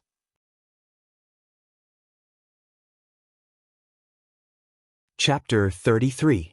The fact that one's face would never age and that one's youth would last forever was a mysterious temptation to women. In her excitement, Lu Hanyan grabbed Li Mu's wrist so hard that it was bruised. Li Mu seriously suspected that she was taking the opportunity to take revenge. There was indeed a youth-retaining talisman. In addition, there was also the youth-retaining technique. Some female cultivators who cared more about their appearance would mostly cultivate this technique. Therefore, in the cultivation world, it was difficult to judge whether a woman was 18 or 80 years old by her appearance. Li Mu probably knew why Lu Hanyan was so excited. She was different from Wanwan. Judging from her daily habits, she seemed to be the kind of person who would gain weight easily just by drinking water. Therefore, she had been dieting for a long time to maintain her figure. Li Mu didn't agree with this kind of behavior that was close to self-abuse. Life was short. Clothing, food, shelter, and transportation were necessities of life. If you couldn't even eat casually, then what was the meaning of life? "I want that kind of fulu." Lu Hanyan grabbed Li Mu's hand and said eagerly, "Name a price, no matter how much it is." Li Mu didn't forget that he still owed Lu Hanyan 10 taels of silver. The favor he owed her couldn't be measured by money. He broke free of her hand and said, "There's no need to talk about money. When I'm free tonight, I'll try to draw a picture for you." After comforting Lu Hanyan, Li Mu closed the courtyard door and walked to the county yamen. "Li Mu, well done. Lord Zhang personally praised the three of you yesterday. It's a pity that you weren't here. You even dared to touch the Zhao family. You have guts. I admire you." The Zhao Yong case was the highlight of Li Mu, Zhang Shan, and Li Si. When Li Mu walked into the yamen, many bailiffs took the initiative to greet him. After staying outside for a while and chatting with everyone, Li Mu walked into his room. Today's room was unusually quiet. Old Wang wasn't there, Zhang Shan wasn't playing dice, and he sat in his seat obediently. Li Si wasn't lying on the table to catch up on sleep, which was a rare occurrence. While Li Mu was puzzled, a faint fragrance suddenly came from behind him. Smelling the familiar fragrance, Li Mu turned around and asked in surprise, "Boss, when did you come back?" Every time he saw Li Qing, he felt inexplicably at ease. It seemed that as long as she was there was no problem that couldn't be solved. This was indeed the case. Whether it was the soul condensing technique, curing illnesses, expelling evil spirits, or searching memories, as long as Li Mu encountered something, she would always be able to provide a solution. "I just came back." Li Qing looked at him, and a strange expression suddenly flashed across her face. She said, "Come with me." Zhang Shan watched in confusion as Li Mu followed Li Qing out. He murmured, "What does boss want to say to Li Mu? Why did she avoid us?" He thought about it and immediately guessed the reason. Li Mu was seriously ill. Coincidentally, the boss had returned to the sect. She must have found a way to save him. Of the cultivators in the county yamen, only she would care so much about her subordinates. Thinking of Li Mu's illness, he sighed and said, "I hope boss has a way." Li Qing walked out of the room and said to Li Mu, "Give me your hand." Li Mu extended his hand without thinking. Li Qing placed 2 fingers on his wrist and guided her mana to circulate through his body. Only then did she let go. She said in surprise, "It's only been a few days, but your mana has improved so much. Have you already formed the first soul?" Li Mu smiled and said, "It's all thanks to Miss Lin Wan. Otherwise, the first soul would not have formed so quickly." Li Qing looked at him, praise in her eyes. She said, "I've heard of that case. You did well." Li Mu said embarrassedly, "We should. It is our duty to protect justice and redress the grievances of the people." Saying this, he handed the Qinghong sword in his hand to Li Qing and said, "Take this sword back. I already have a certain amount of power to protect myself. Your daily tasks are more dangerous. You need it more than me." Li Mu had many trump cards and did not need this magical artifact to protect himself. On the other hand, Li Qing usually had to deal with cases that were more dangerous than Li Mu and the others. Without the Qinghong sword, her strength would be greatly reduced. Li Qing took the Qinghong sword and said, "Wait a moment." She walked into the room and quickly came out. She gave another sword that was similar to the Qinghong sword to Li Mu and said, "This sword is for you. This is the sword I used in the soul refining realm. It suits you right now.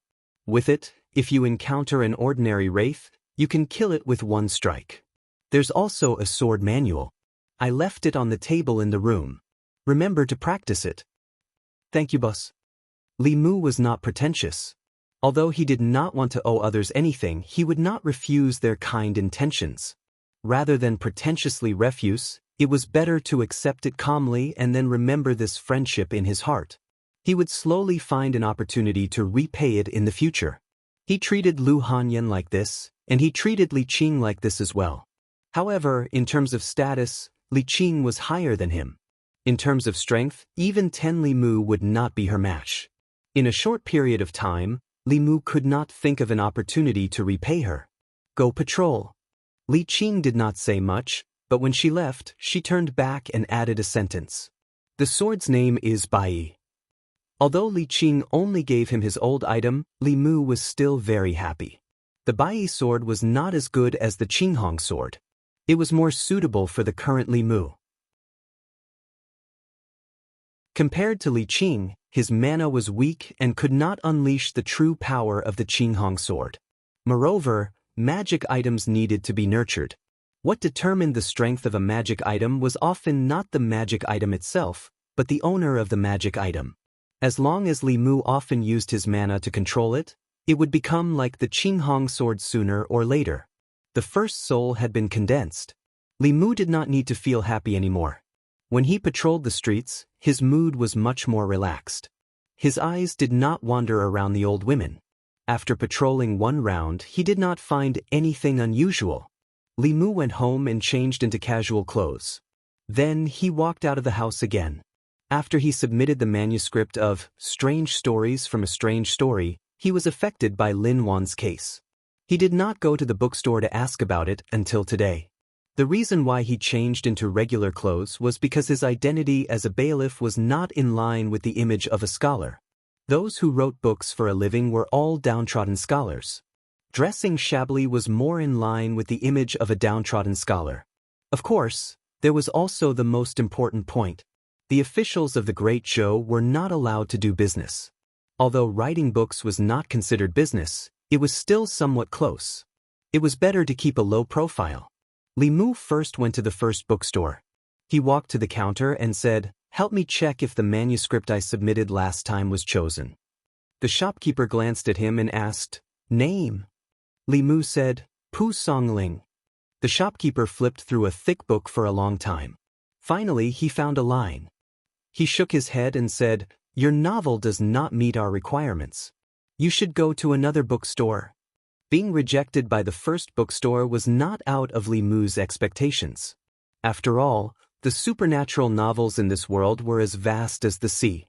A novel that was popular in the other world may not be able to replicate its glory here. Moreover, the taste of the reviewer would affect the final result.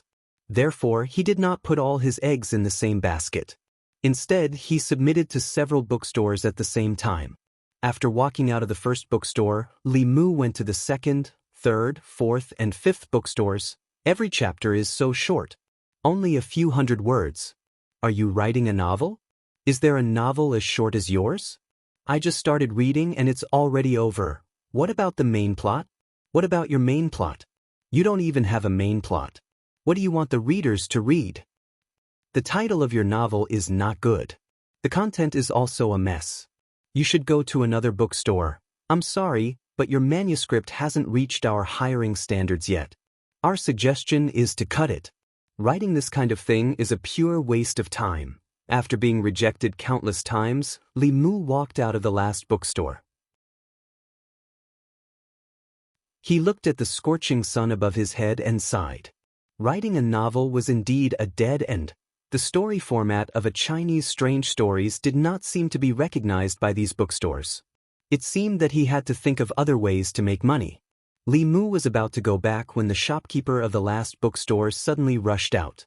Seeing that he had not left, he let out a sigh of relief and hurriedly said, "Young master, please wait."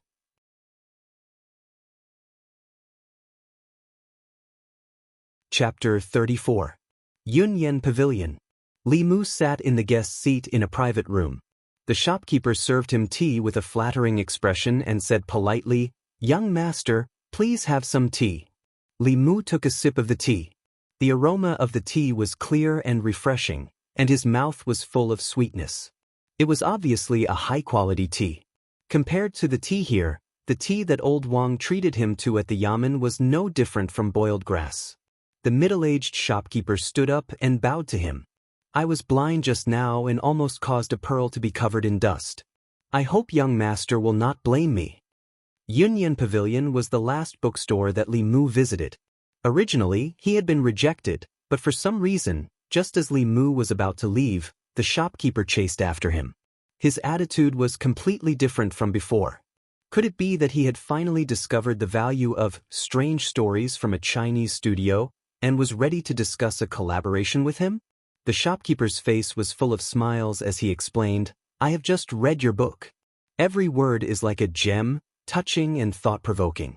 I wonder if you are interested in working with the House of Yunyan?" Other than this bookstore, the other bookstores either guided Li Mu on how to write a book or suggested that he directly cut it off. Li Mu had no other choice. He directly asked the question that concerned him the most. "How is the remuneration calculated?" The shopkeeper explained, "A volume of 10,000 words costs 2 to 1 tael of silver per volume. After printing, after deducting the printing and labor costs, the profits will be split 40 to 60. Young master will take 40%.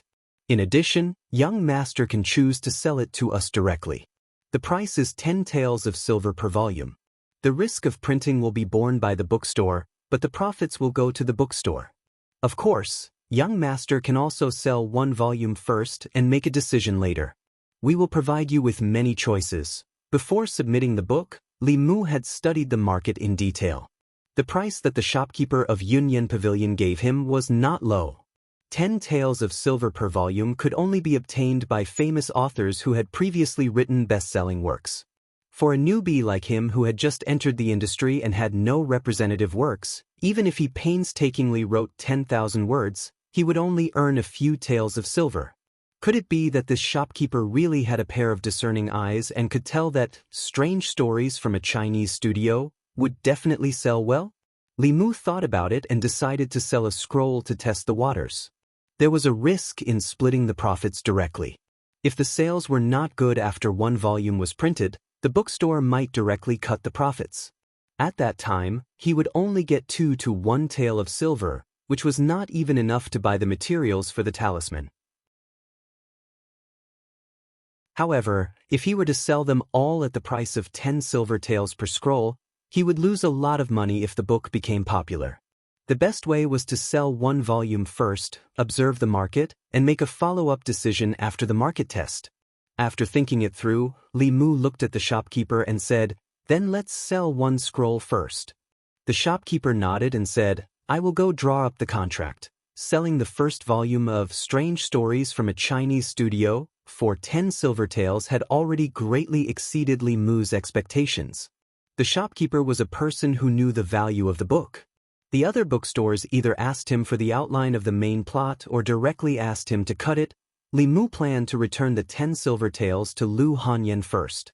Even blood brothers settled accounts clearly. The favor could be slowly repaid in the future. It was better to return the money as soon as possible.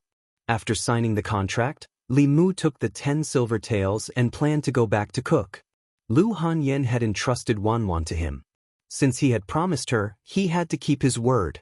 After Li Mu left the Yunyan pavilion, the shopkeeper slowly walked upstairs and knocked on the door. He said, "Miss, everything has been arranged. We gave him the highest price." Through the window, a graceful figure could be seen in the room. The woman stood in front of the window and looked down at the figure on the street below. She said, "In the future, if he has any requests, try to satisfy them. As for the manuscript, he can hand it in whenever he wants. Don't rush him." "I know."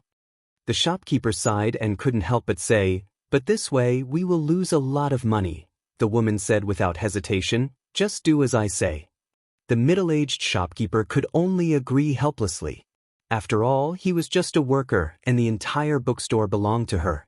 Not to mention giving the poor scholar preferential treatment. As long as she was willing, she could even give the store to him. However, what he couldn't understand was that if the young lady had read the scholar's essay, it would have been fine. However, she didn't even read it before asking him to chase him back and give him the best treatment.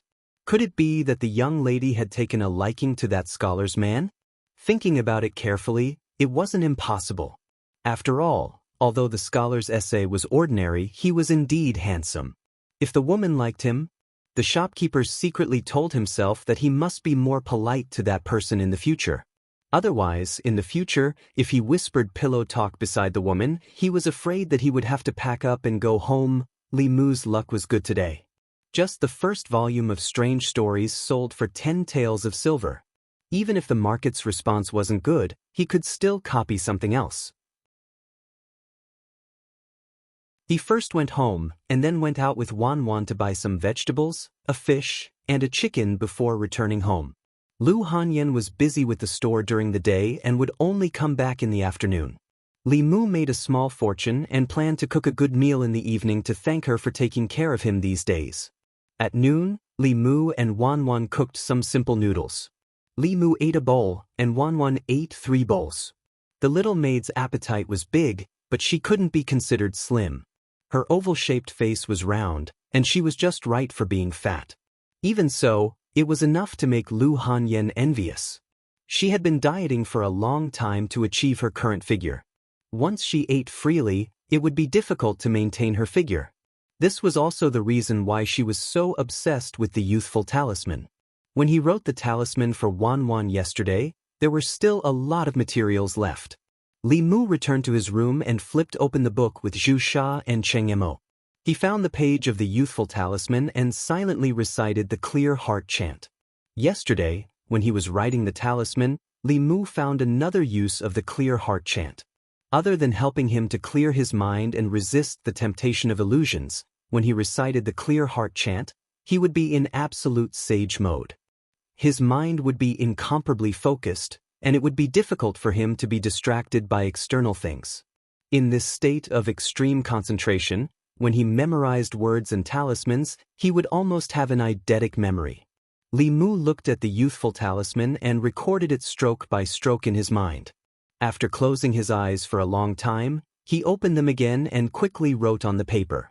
In the time it took to drink a cup of tea, there was a piece of fulu in his hand that contained mana.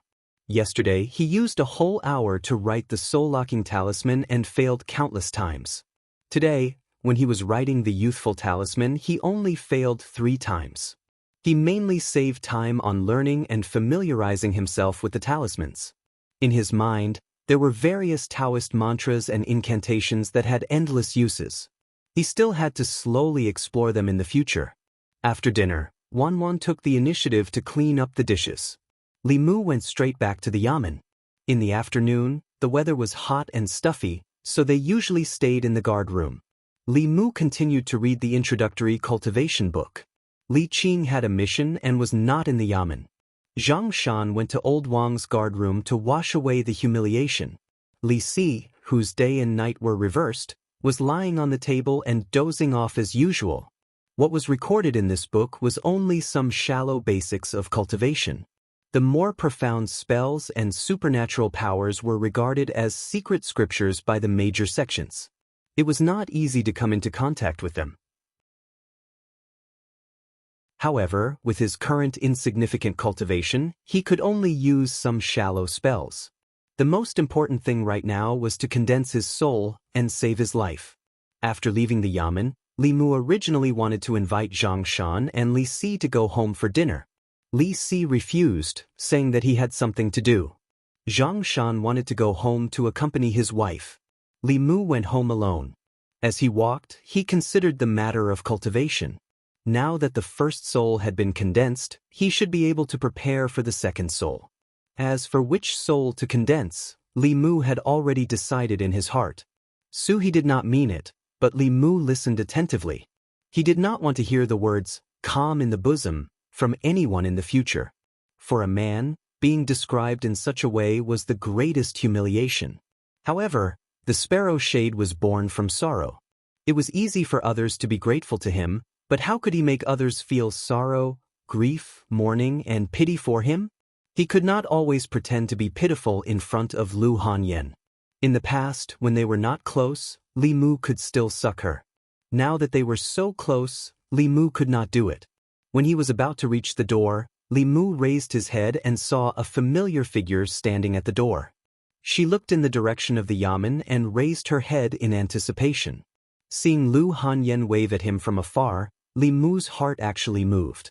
If he could have a woman like this waiting for him to come home every day when he went to the yamen, then the hardships and tiredness outside would not be a big deal.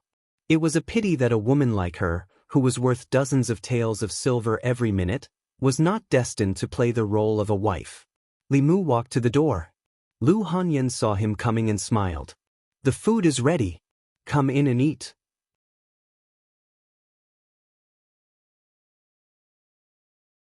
Chapter 35.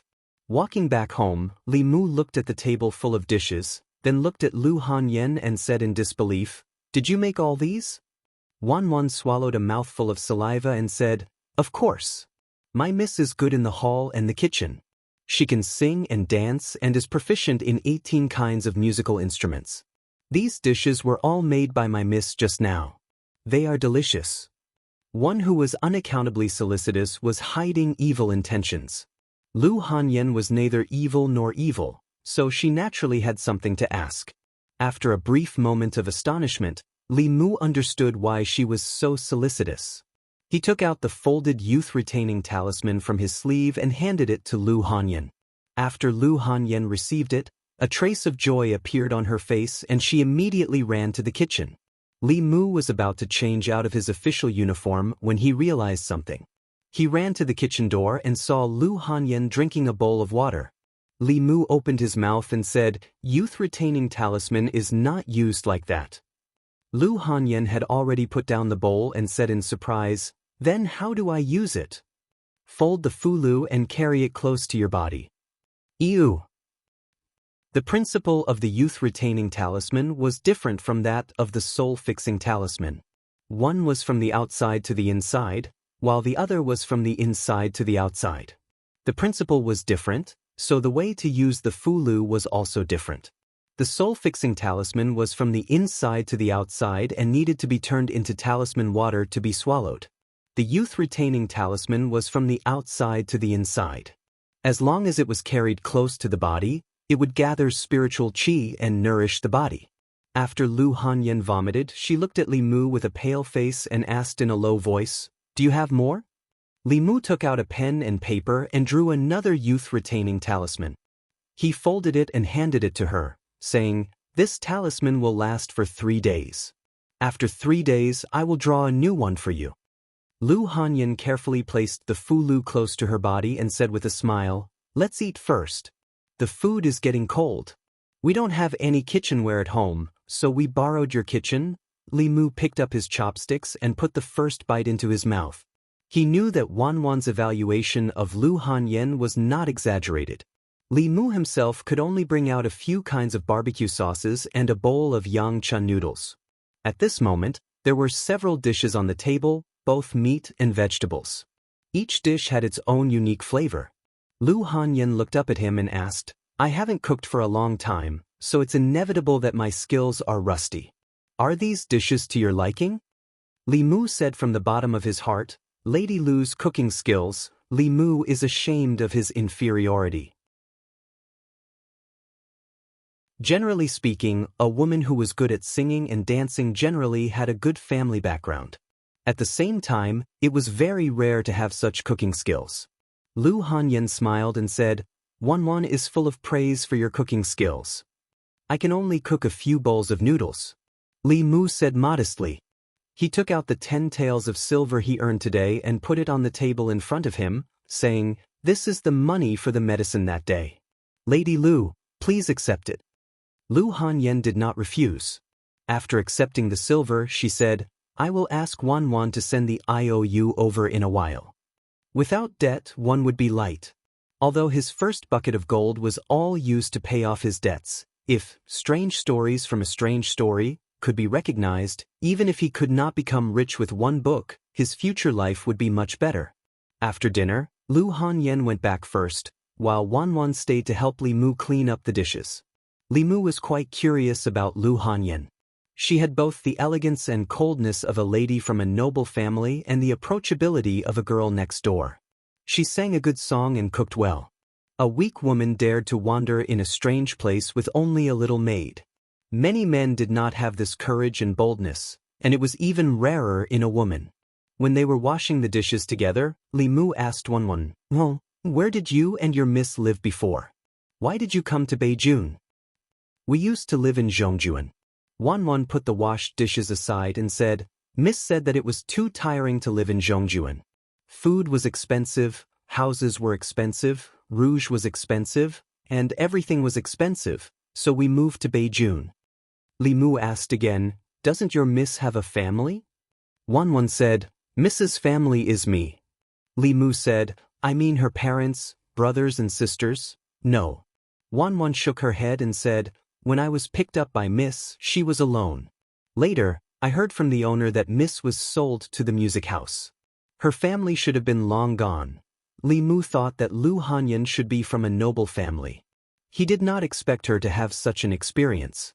No wonder she sang so well and was proficient in all kinds of musical instruments. Then he thought of something and looked at Wanwan in surprise. You were picked up by her? Wanwan stuck out her tongue in embarrassment and said, When we were running away, my parents thought I ate too much, so they left me on the road. It was Miss who picked me up.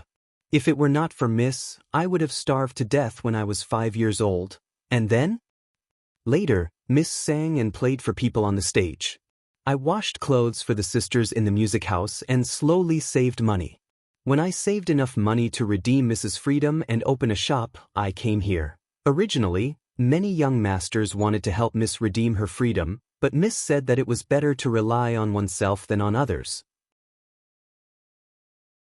Even her parents and relatives were not reliable, let alone those who liked her beauty. When she was old and ugly, she would be kicked away.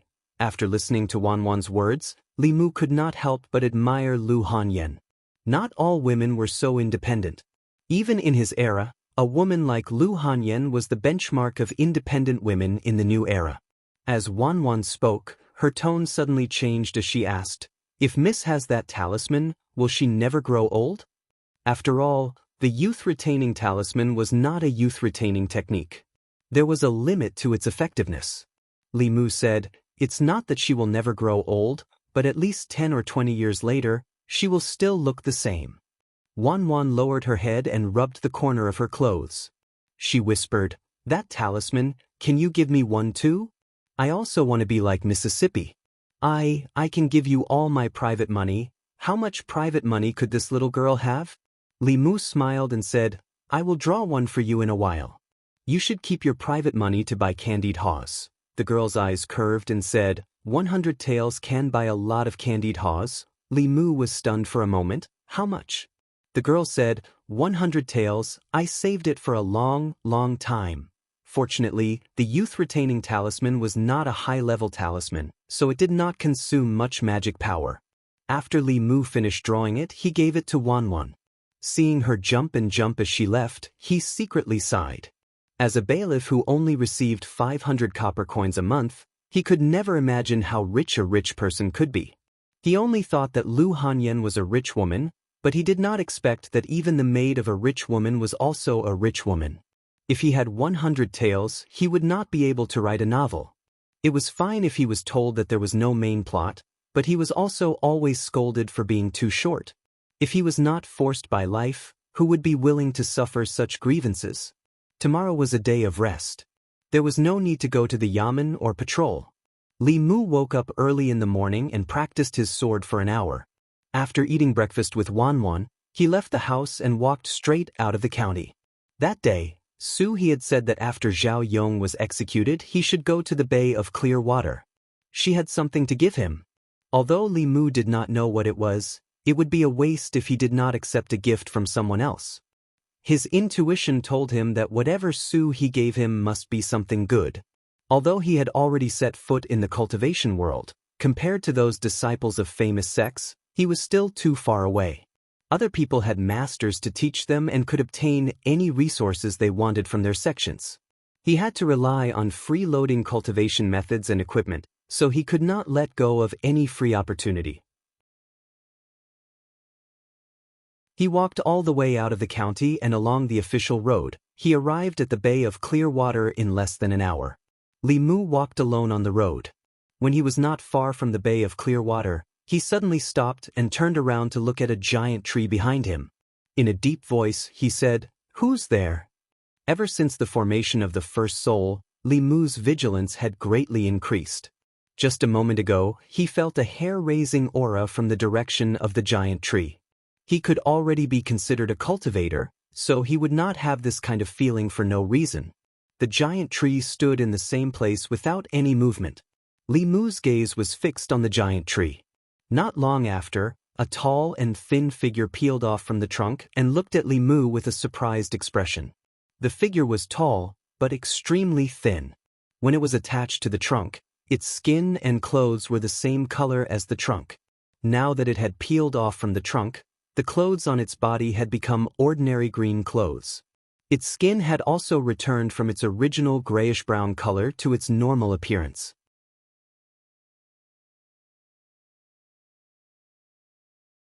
Chapter 36. To think that you are also a cultivator. The tall and thin man glanced at Li Mu and said calmly, "Looks like that useless junior brother of mine died in your hands?" The only one who died in Li Mu's hands was the dwarf invited by the Zhao family. He did not expect that the other party would have a senior brother. Li Mu's gaze swept across the tall and thin man. When his gaze swept past his eyes, his heart suddenly tightened. This person's eyes were not like that of a normal person.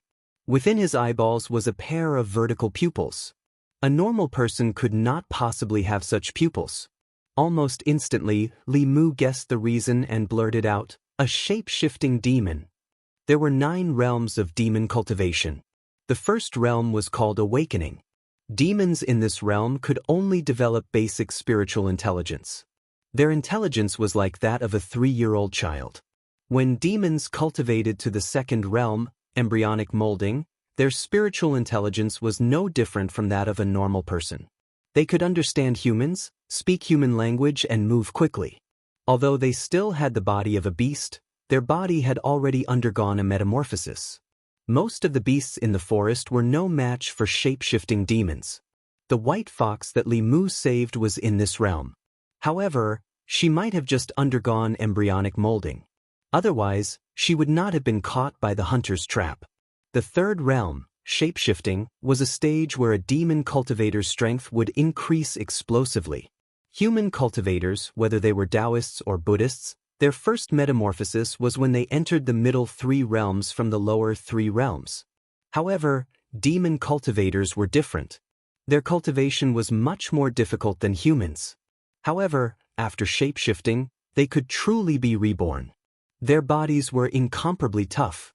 Coupled with their race's abilities, they were much more difficult to deal with than ghosts. Even a cultivator at the 3rd realm, spirit condensation, would have a headache when faced with shape-shifting demons. Li Mu, who had only condensed 1 soul. If not for the 9 syllables mantra that was comparable to Taoist techniques, he would not be much different from a normal person. It would already be difficult for him to deal with a shape-shifting demon, let alone shape-shifting. The tall and thin man sized up Li Mu. A trace of doubt appeared on his face as he questioned, "Although my junior brother was useless, he still had the cultivation of spirit condensation. The mana fluctuations on your body are so weak.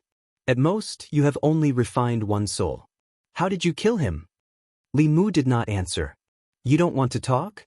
The expert looked at Li Mu, grinned, and said, "If you don't say it now, I'll peel your skin, pull out your tendons, and search your soul, then I'll know everything." At this moment, Li Mu's lips moved slightly as he softly uttered a syllable. Boom!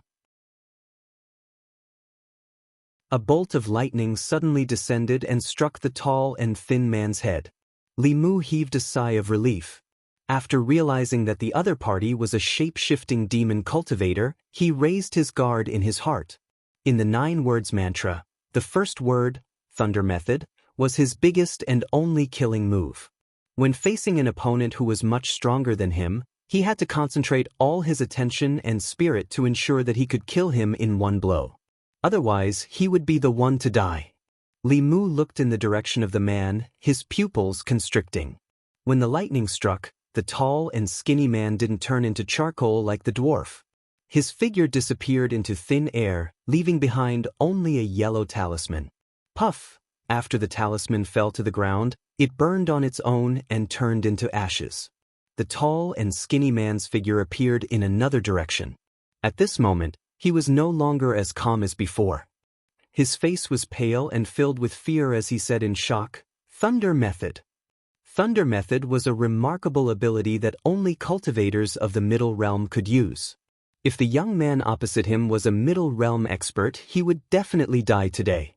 In fact, if not for the substitute talisman that he bought at a high price 2 years ago that blocked the lightning for him, he would already be dead. The tall and skinny man's body trembled as he said in panic, "Thunder Method, you haven't even refined the 7 spirits, how can you know Thunder Method?" "No, this isn't Thunder Method. Thunder Method can't be used so quickly. This is a Dao technique, a Dao technique." Even cultivators of the assembled spirit realm couldn't master Thunder Method, let alone refined spirit realm. Only the legendary Dao technique could mobilize the power of heaven and earth in such a short time with insignificant dermic power. Boom! Another bolt of lightning struck, but the tall and skinny man was prepared and dodged nimbly. Boom! Boom boom! Boom boom boom! Bolts of lightning struck down, leaving charred pits in the ground nearby. However, not a single bolt of lightning struck the tall and skinny man. The tall and skinny man's initial panic gradually turned to surprise and calmness. In the end, he looked at Li Mu with a mocking gaze and said, "Strike, strike again. So what if you know Dao techniques?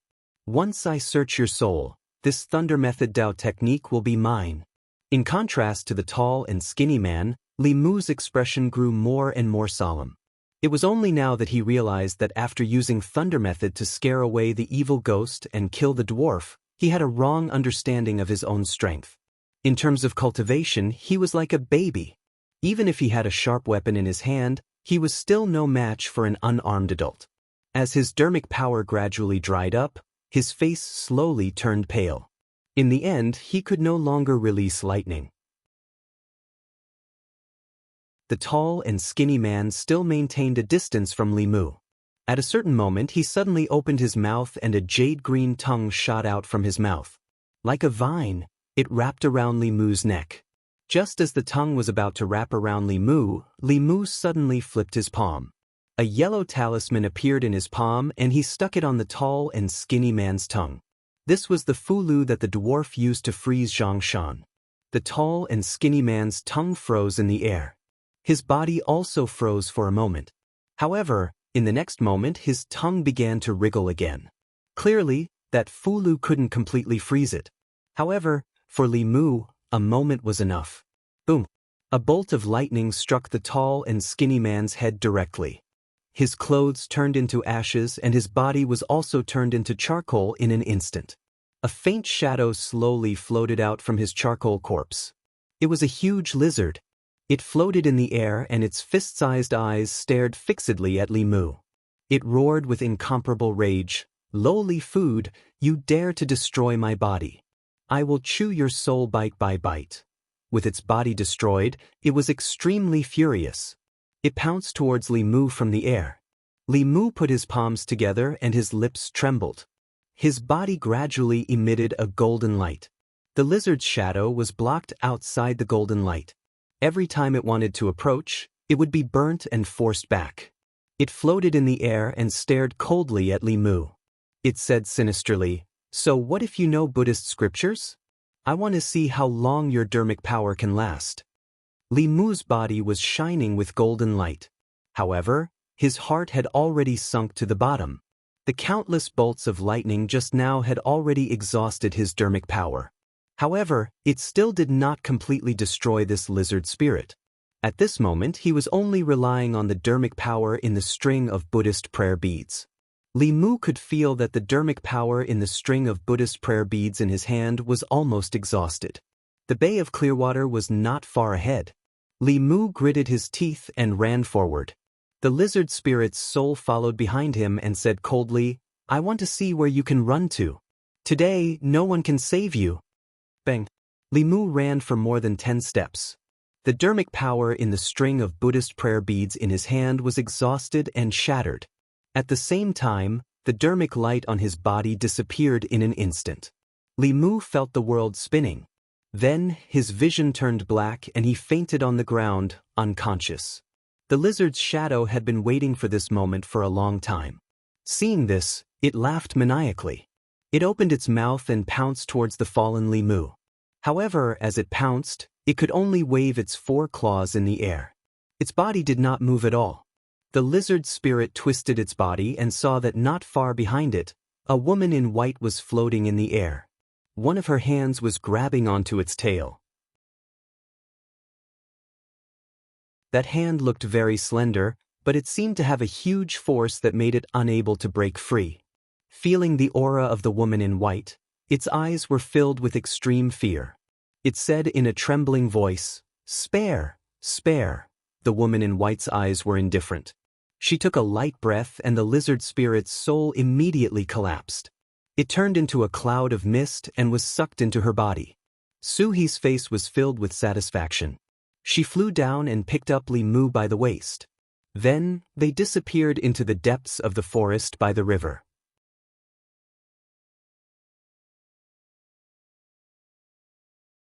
Chapter 37. When Li Mu woke up again, he found himself lying on a bed. This seemed to be a wooden house.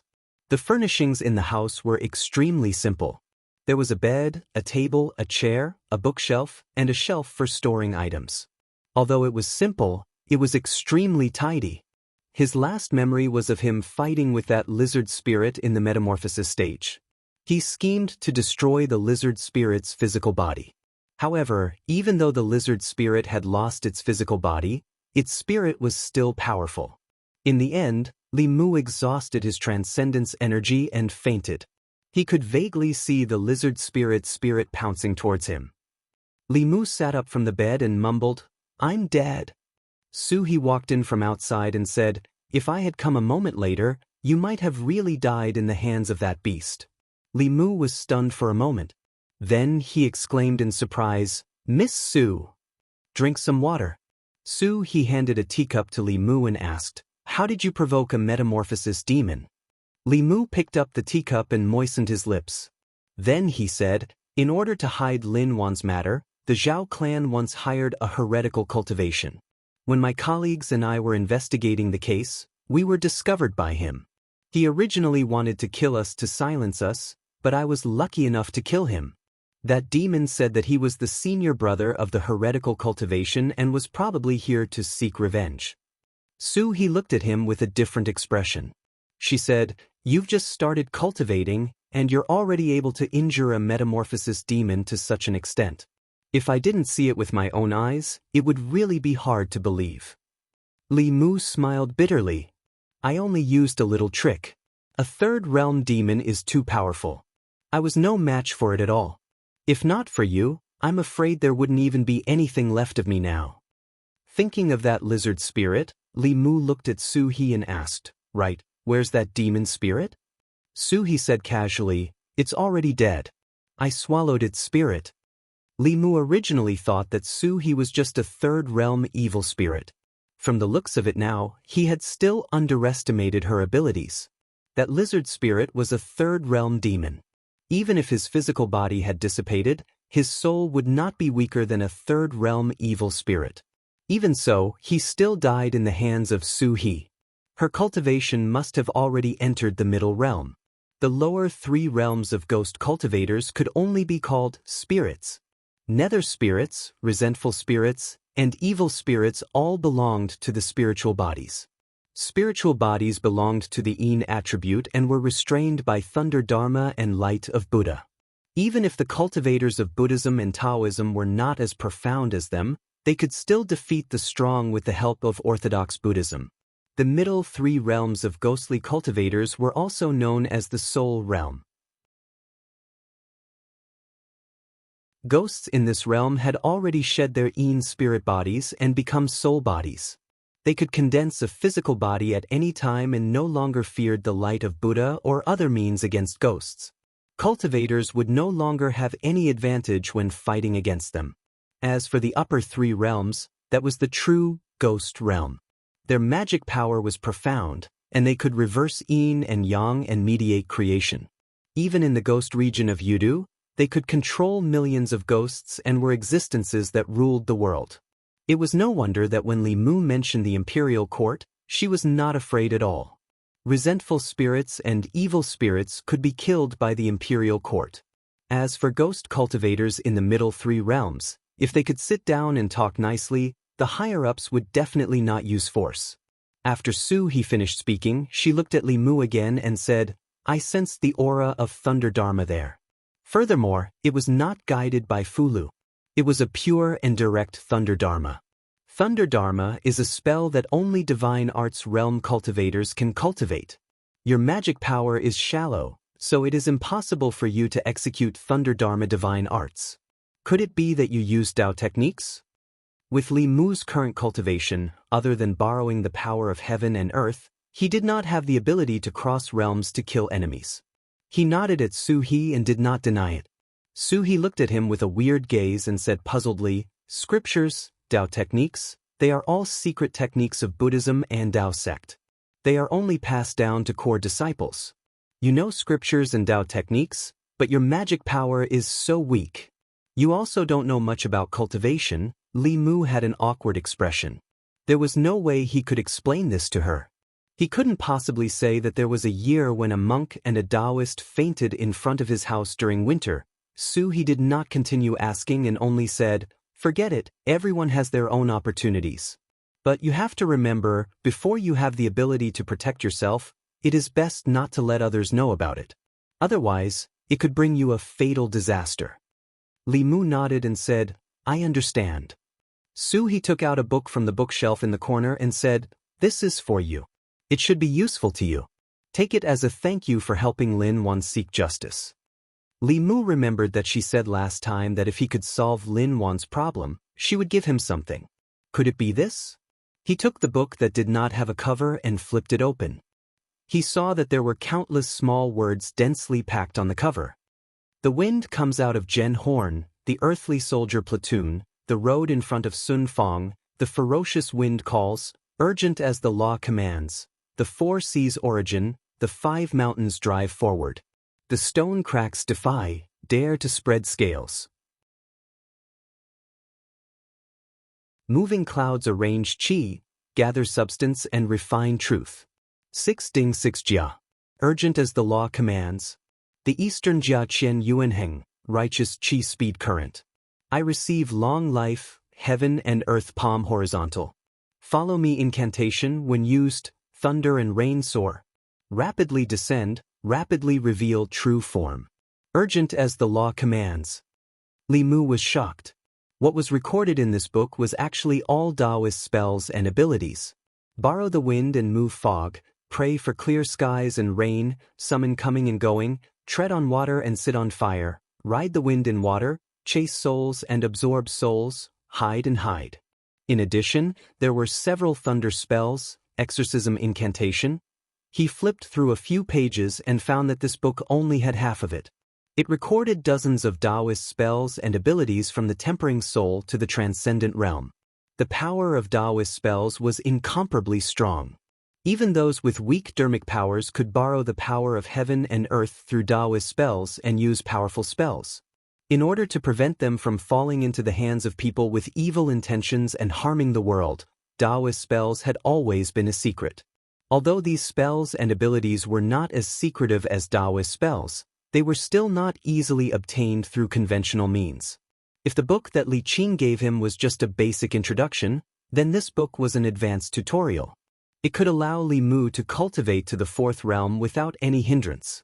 Su, he said, more than 10 years ago, there was a Taoist priest who was fighting with a demon above the Bay of Clearwater. His cultivation was not as good as the demon, so his body and soul were devoured. This half of the Taoist book fell from his body. I was originally a Yin spirit in this pool, but after obtaining this book, I learned some Taoist techniques. In the past 10 years, I have cultivated intermittently, and only then did I reach my current cultivation. Li Mu did not decline and kept the book. Su, he smiled and said, looks like you really did cultivate by yourself. Li Mu raised his head and said, to be honest, this book is very useful to me. If you have any needs in the future, Li Mu will definitely repay you. Su, he not only gave him the book, but also saved his life. In his heart, her position was equal to that of the monk. Su, he shook her head and said, I gave you this book to thank you for what you did for Lin Wan, not for you to repay me. The Bay of Clearwater is remote and no one can be seen all year round. If you have the heart, you can come here and chat with me when you have the time. Tell me about the outside world and I will be very happy. Li Mu smiled and said, of course. Then it's a deal. Su, he smiled and said, after you go back, help me inquire about a person. Li Mu asked, who? Su, he said, his name is Cui Ming. 20 years ago, he was the county magistrate of Xianxia. There were many people with the same name and surname, so it was naturally difficult to find out. However, there should only be one person who was the county magistrate of Xianxia. It could be found in the residence of the county government. Li Mu nodded and said, I will help you find out when I go back. Su, he used an illusion to hide the small house by the river where she lived. She sent Li Mu out and said, if you meet a strong enemy in the future that you can't deal with, you can lead him here. As long as you are close to the Bay of Clearwater, I will be able to sense it. Ghost cultivators in the spirit realm were considered strong in the entire North County. Li Mu's greatest gain this time was not the other half of the Taoist book, but that he had gained another backer. They walked to the place where Li Mu had fought the lizard spirit. On the ground, there was a charred lizard and a bag. He did not know what the bag was made of, but it was not damaged even after being struck by the heavenly thunder. Li Mu picked up the bag. Su, he said, it looks like the sorcerer's soul-nourishing bag. It should contain the souls he captured. Li Mu wanted to release the souls, but when he opened the bag, a cloud of black fog suddenly surged out of the bag. The black fog circled in the air and turned into a ghost figure. It laughed and said, damn snake, I'm out. Last time, you caught me off guard. If you have the ability, catch me again. While laughing wildly, it bent down and looked at the ground. At first glance, it saw a familiar figure. The moment it saw Li Mu, its laughter stopped abruptly. It said in shock, why is it you again?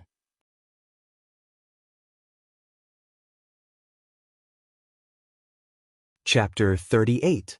Li Mu was taken aback when he saw the wraith again. Following that, he thought of something and immediately said, Miss Su, catch it. Don't let it escape. The moment the wraith recognized Li Mu, it recalled the lightning bolt that alarmed him. Without any time to think, it immediately transformed into a mist and fled into the distance. But this time, it did not escape.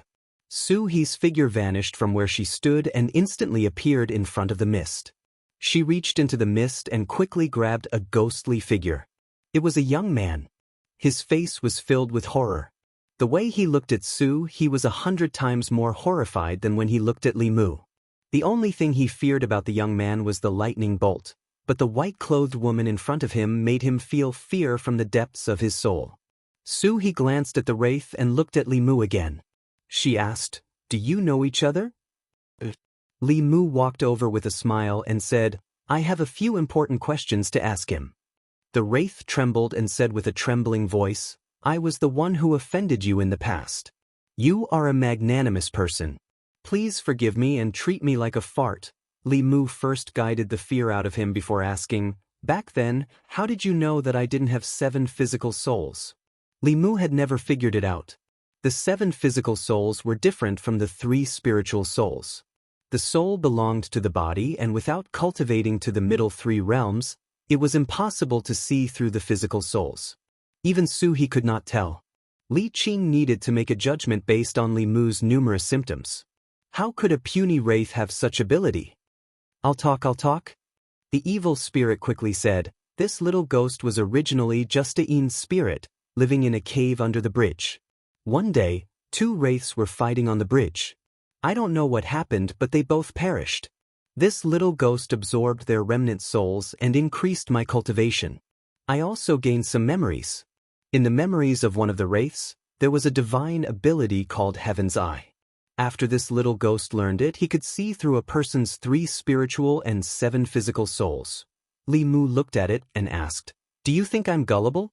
How can there be such a divine ability? Do you believe that I'll strike you with lightning?" "There really is." The wraith panicked. "If you don't believe me, I'll tell you. You'll know when you try it." In fact, it was not that Li Mu did not believe it. The earliest divine abilities and spells were also created by the seniors of Tao. Even now, there were often amazing people who created their own divine abilities and even Tao techniques. Li Mu wanted to get this divine ability from the wraith's mouth for free. After being frightened by Li Mu, the wraith spilled the beans from a bamboo tube and told him everything it knew. Li Mu was initially worried that his mana was not enough. After trying it, he discovered that this divine ability called Heaven's Eye did not have a high requirement for mana. It was just a magical use of mana. With a short incantation, it could be used. After using Heaven's Eye, the world changed in Li Mu's eyes. The wraith's body was surrounded by yin qi. It was obvious that it was a wraith. Li Mu looked at He and found that she was still the same as before. There was no change in her body. Thinking about it, it was probably because his cultivation was too low that he could not see through the existence of a person whose cultivation was much higher than his. He looked at him and asked, "What's wrong with your 7 souls?" At the mention of this, Li Mu was a little troubled. He said, "It should have been taken away by some evil thing. I'm thinking of a way to reform it. I remember that the books mentioned that it's much harder to reform the 7 souls than to refine them. If you don't succeed, you'll really die and your soul will scatter." He looked at him and suddenly said, "Why don't you become a ghost cultivator? With my help, I guarantee that you'll enter the middle realm in 20 to 30 years. Li Mu shook his head firmly. "I'm not married yet. What's wrong with that?" He smiled and said, "Even if you become a ghost cultivator, you can find a female ghost and cultivate your soul. After you enter the middle realm, you'll be able to reform your body at any time and you'll be no different from a living person." If possible, Li Mu still wanted to consider a human woman as his wife. Even if a ghost cultivator could reform his body, he was still a ghost. He was not Ning Kaichen and could not accept a life and death friendship. Before Li Mu answered, the wraith asked tentatively, "Can I go now?" "Who said you can go?" Li Mu glanced at it and looked at He. He said, "This ghost tried to kill me twice before. Today, it fell into my hands. Instead of using thunder to strike it and enforce justice on behalf of heaven, it's better to let Miss Su swallow its soul to improve your cultivation. No, no, no." The wraith was so scared that its body became a little illusory. It begged for mercy. "Miss, please spare me. We're all ghosts. Why should ghosts make things difficult for ghosts?" Li Mu took the opportunity to harvest its fear. This level of wraith had a huge amount of emotional power. It was much more efficient than Li Mu absorbing it from ordinary people. It was a pity that although this ghost's cultivation was much deeper than Lin Wan's, its emotions were far inferior. The main reason was that Lin Wan's death was caused by Zhao Yong. Her obsession and resentment were all related to Zhao Yong. Therefore, when Li Mu killed Zhao Yong, she burst out with a huge amount of gratitude. As for this evil spirit, it was nothing more than a coward who was afraid of death. It was worried that Su He would swallow its soul, so the fear it generated was not strong. Amitabha. As Li Mu continued to harvest the wraith's fear, he suddenly heard a familiar Buddhist chant. Li Mu turned around and saw a monk holding an alms bowl in one hand and a staff in the other. He slowly walked over. It was Xuandu.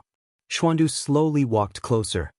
He looked at the wraith and said, "This poor monk hasn't succeeded in converting you and you're in a hurry to leave. This poor monk had to look for you." When the wraith saw Xuandu, it was stunned for a moment before it immediately shouted, "Monk, take me in. I won't run anymore. Let me listen to you chanting scriptures. I like listening to you chanting scriptures. Amitabha, good. If I hear it, look, I can even recite it. Quickly convert me, quickly convert me." Xuandu walked in front of Li Mu and asked with a smile, "Young benefactor, can this wraith be converted by this poor monk? Last time, this poor monk accidentally let it escape. This time, this poor monk will watch over it carefully." Xuandu had saved his life. Since he asked, Li Mu nodded and said, "Then I'll leave it to you." Xuandu glanced at the wraith and said, "Evil creature, why aren't you coming in yet?" The wraith was ecstatic. It turned into a black fog and entered the alms bowl in his hand. Xuandu looked at Li Mu with a surprised gaze and said, "A few days ago, when this poor monk met you, you lost your 7 souls. I didn't expect you to condense the corpse dog in just a few days. It seems that you must be helping those in need and doing good deeds." Good. Xuandu's eyesight amazed Li Mu. Li Qing was right. He was at least a Buddhist cultivator of the 3rd realm. Li Mu smiled and said, "I'm a bailiff. It's my duty to punish the strong and uphold justice." Xuandu smiled kindly and looked at Su He. Li Mu was worried that he would become addicted to exorcising the wraith.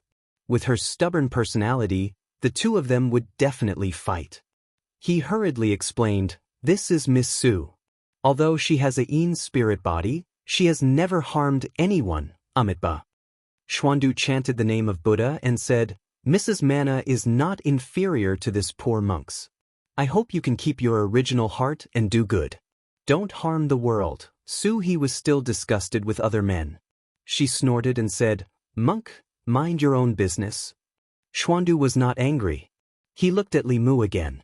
After looking him up and down several times, he said curiously, "We haven't seen each other for a few days. Why is the Buddhist aura on your body so strong?" Li Mu explained, "Maybe it's because of the Buddhist beads that you gave me." Speaking of the Buddhist beads, Li Mu felt a little distressed. In the process of the stalemate with the lizard spirit, the medium for him to use the Buddhist magic had been destroyed. Xuandu shook his head and said, "The Buddhist beads are just external objects. I think you are fated with Buddha and are born with wisdom. I wonder if you are willing to become a monk and convert to Buddhism." Li Mu waved his hand and said, No. Xuandu did not insist. He just took out a yellowed book from his arms and handed it to Li Mu. He said, "This scripture is for you. If you change your mind in the future, you can come to the Jinshan temple to find me." It was impossible to change his mind. Li Mu was very satisfied with the quality of his hair. When he was about to refuse, he saw Su He give him a look. Li Mu immediately understood. He took the scripture and said, "Thank you, Master."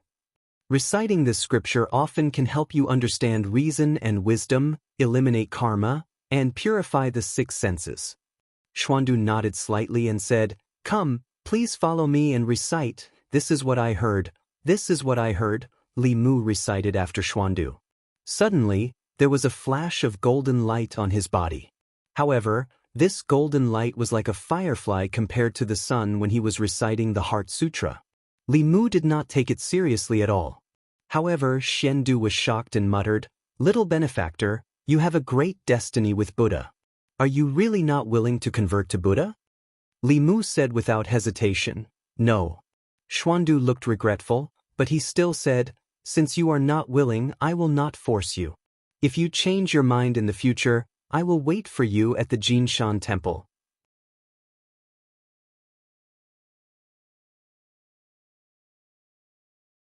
Chapter 39. Xuandu took the evil spirit and gave Li Mu the scripture. Seeing that Li Mu was unwilling to convert, he did not force him. Just like last time, he turned around and left. Li Mu held the Buddhist scripture and thought of Su He's eyes that reminded him. He wondered, is there something mysterious about this scripture? Su He looked at the direction that Xuandu left and said, when Buddhist disciples first start cultivating, they use a certain scripture as the foundation and chant it day and night. If I'm not wrong, that monk wants to use this to test your root of wisdom. Li Mu said, root of wisdom? This is just a saying that those monks use to fool fools. Su He said faintly, the so-called root of wisdom is your talent in cultivating Buddhism. Chanting the scripture is similar to Taoism's guidance. Those with outstanding talent in Taoism can guide qi several times and succeed in drawing qi. It's the same with the basic scripture. Those with outstanding talent in Buddhism only need to chant it a few times and there will be a light of Buddha. Those with average talent will need a few days. Those without talent will just chant it in vain. Su He looked at Li Mu with a strange look and said, you only chanted one sentence and there was a light of Buddha. Obviously, you have an extremely high talent in cultivating Buddhism, but you cultivate Taoism. Li Mu himself did not believe that he had any talent in Buddhism. It was most likely because of the Heart Sutra. However, this was not what he cared about. Li Mu looked at Su He and asked the question he was most concerned about. Can Buddhism and Taoism be cultivated at the same time? Of course you can. Su He said, if it's other cultivation methods, it may not work. But Taoism cultivates the dantian and Buddhism cultivates the body. The two do not conflict. It's just that it's not easy to cultivate. Just the path of cultivation is already very difficult. Very few people cultivate Buddhism and Taoism at the same time. Don't be too greedy. It was not that Li Mu was greedy. It was just that Buddhism and Taoism each had their strengths and weaknesses.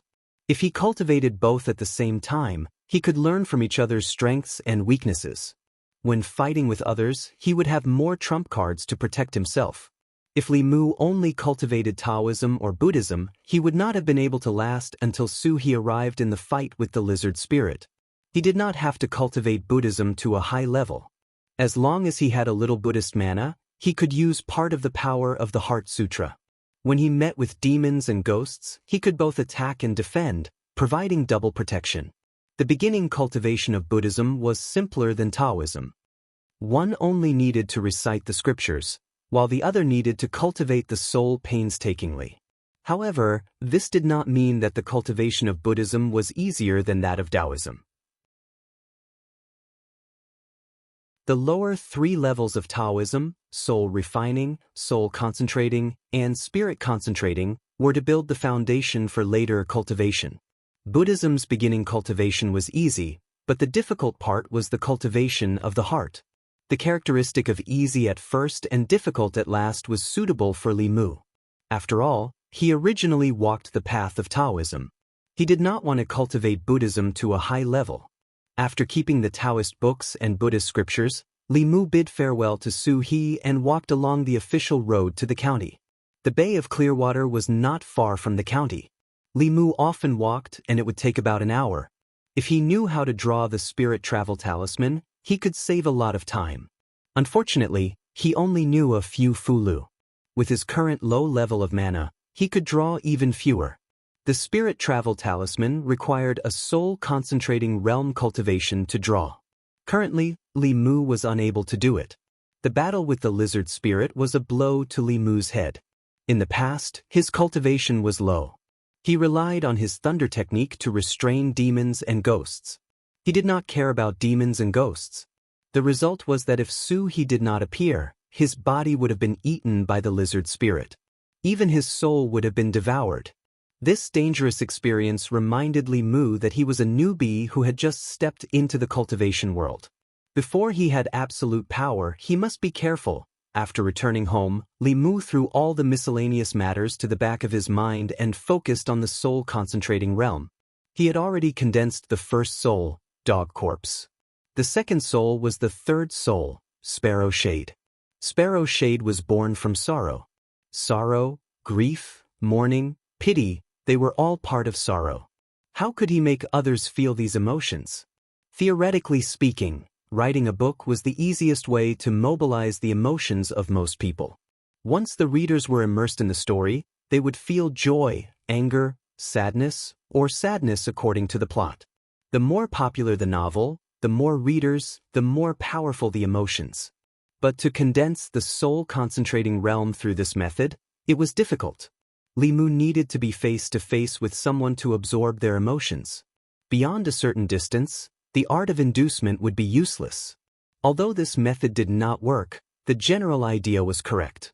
Li Mu followed this train of thought and quickly came up with a solution. Soon, Li Mu arrived at the entrance of the Yunyan Pavilion. The Yunyan Pavilion was a chain store. It did not only sell books. To be exact, it was a brand. It had a bookstore, a music studio, a theater, and a tea house. The bookstore was next to the tea house, opposite the tea house was the music studio, and next to the music studio was the theater. The four shops were all called the Yunyan Pavilion. The popular novels in the bookstore would be interpreted by the storytellers in the tea house. The music studio would arrange the music and adapt it into a play in the theater. Li Mu could not help but admire the shopkeeper of the Yunyan Pavilion. This kind of advanced concept of pan-entertainment was rare in this world. If he had the chance in the future, he would get to know someone with such foresight. Li Mu stepped into the bookstore. The middle-aged shopkeeper, who was calculating the accounts at the counter, looked up and immediately ran out. He asked eagerly, "Young master, why are you here?" The strange stories from a Chinese studio is still in its infancy. It will be a few days before it can be printed and sold. Li Mu shook his head and said, "That's not why I'm here." The shopkeeper said, "Young master, if there's anything else, please let me know." The shopkeeper's attitude made Li Mu feel a little strange. According to his investigation, the bookstore's attitude towards the authors under it was not very friendly. After all, those poor scholars would delay their chapters every 2 to 3 days. The shopkeepers of the major bookstores wanted nothing more than to hold a knife to their heads and force them to write. It was very rare for them to be so friendly. However, if the shopkeeper's attitude was good, Li Mu would not feel uncomfortable. He smiled and said, "There is indeed something I would like to ask of the shopkeeper." After all, this was a man that the lady had her eyes on. The shopkeeper could not be negligent. He quickly said, "Young master, please speak." Li Mu asked, "I wonder if the tea house next door is lacking storytellers." The shopkeeper asked, "Young master wants to tell stories?" Li Mu nodded and said, "I want to try." Telling stories and writing novels had certain similarities. Although the audience of storytellers was limited to one area of the tea house, they were only separated by a curtain. Li Mu could easily guide their emotions. When the shopkeeper heard Li Mu's request, he immediately said, "I will arrange it for you immediately." No matter how slow Li Mu was at this moment, he realized that something was wrong. Since the last time, the shopkeeper's attitude towards him had been excessively good. Not only did he give him special treatment when he published a book, but now he was even fulfilling all of his requests. Those who did not know would think that Li Mu was the shopkeeper. He looked at the shopkeeper and asked, "Shopkeeper, are you hiding something from me?" The shopkeeper's heart thumped. He smiled apologetically and said, "How is that possible?" When he spoke, his eyes drifted and his expression was nervous. This made Li Mu certain of his suspicions. He asked, "What are you hiding from me?" The shopkeeper stuttered and did not dare to raise his head to look at him. "All right, shopkeeper Huang, you can leave." At this moment, a familiar voice that Li Mu heard suddenly came from above. Lu Hanyan came down from upstairs. Looking at Li Mu, she said, "If you have any questions, just ask me. Don't make things difficult for shopkeeper Huang." Li Mu looked at her in astonishment, then suddenly said, "So it's you?" When Lu Hanyan came down from upstairs, Li Mu understood everything. He understood why the shopkeeper suddenly chased after him when he had already rejected his manuscript. His attitude changed 180 degrees, and he approved his manuscript without any hesitation. Furthermore, he gave him so much preferential treatment. It turned out that the yen of the Yunyan Pavilion was Lu Hanyan's yen. Li Mu thought that he was already earning money with his own efforts. He did not expect that he was still relying on Lu Hanyan to be pitiful. In other words, he was living off a woman. Although there was a trace of discomfort in his heart, but it could not be denied that living off a woman was quite good.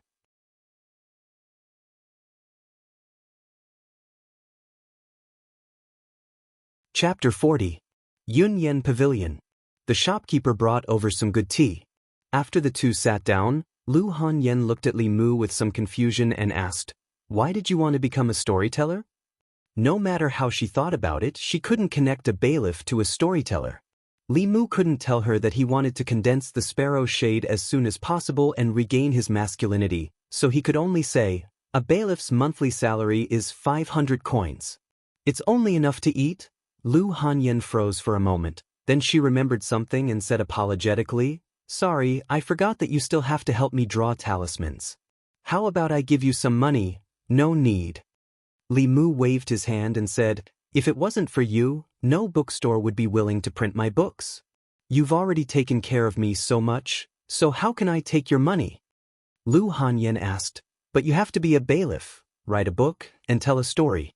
Can you do it all?" "It's okay," Li Mu smiled and said, "If it's not convenient for Yunyan Pavilion, I'll go somewhere else to ask." Lu Hanyan was worried that he would misunderstand and said helplessly, "If you're willing, you can try it here. I'll give you 10 taels of silver every month. The rewards from the customers will all be yours." In her heart, Li Mu had clearly become someone who had to work 3 jobs because of the pressure to survive. And part of this pressure was given to him by her. Li Mu shook his head and said, "I've already asked around. The best storyteller here only gets 2 taels of silver a month. The rewards from the customers can only be split 50%. Lady Lu, I know you're taking care of me, but I still want to earn money through my own efforts and not rely on others' charity."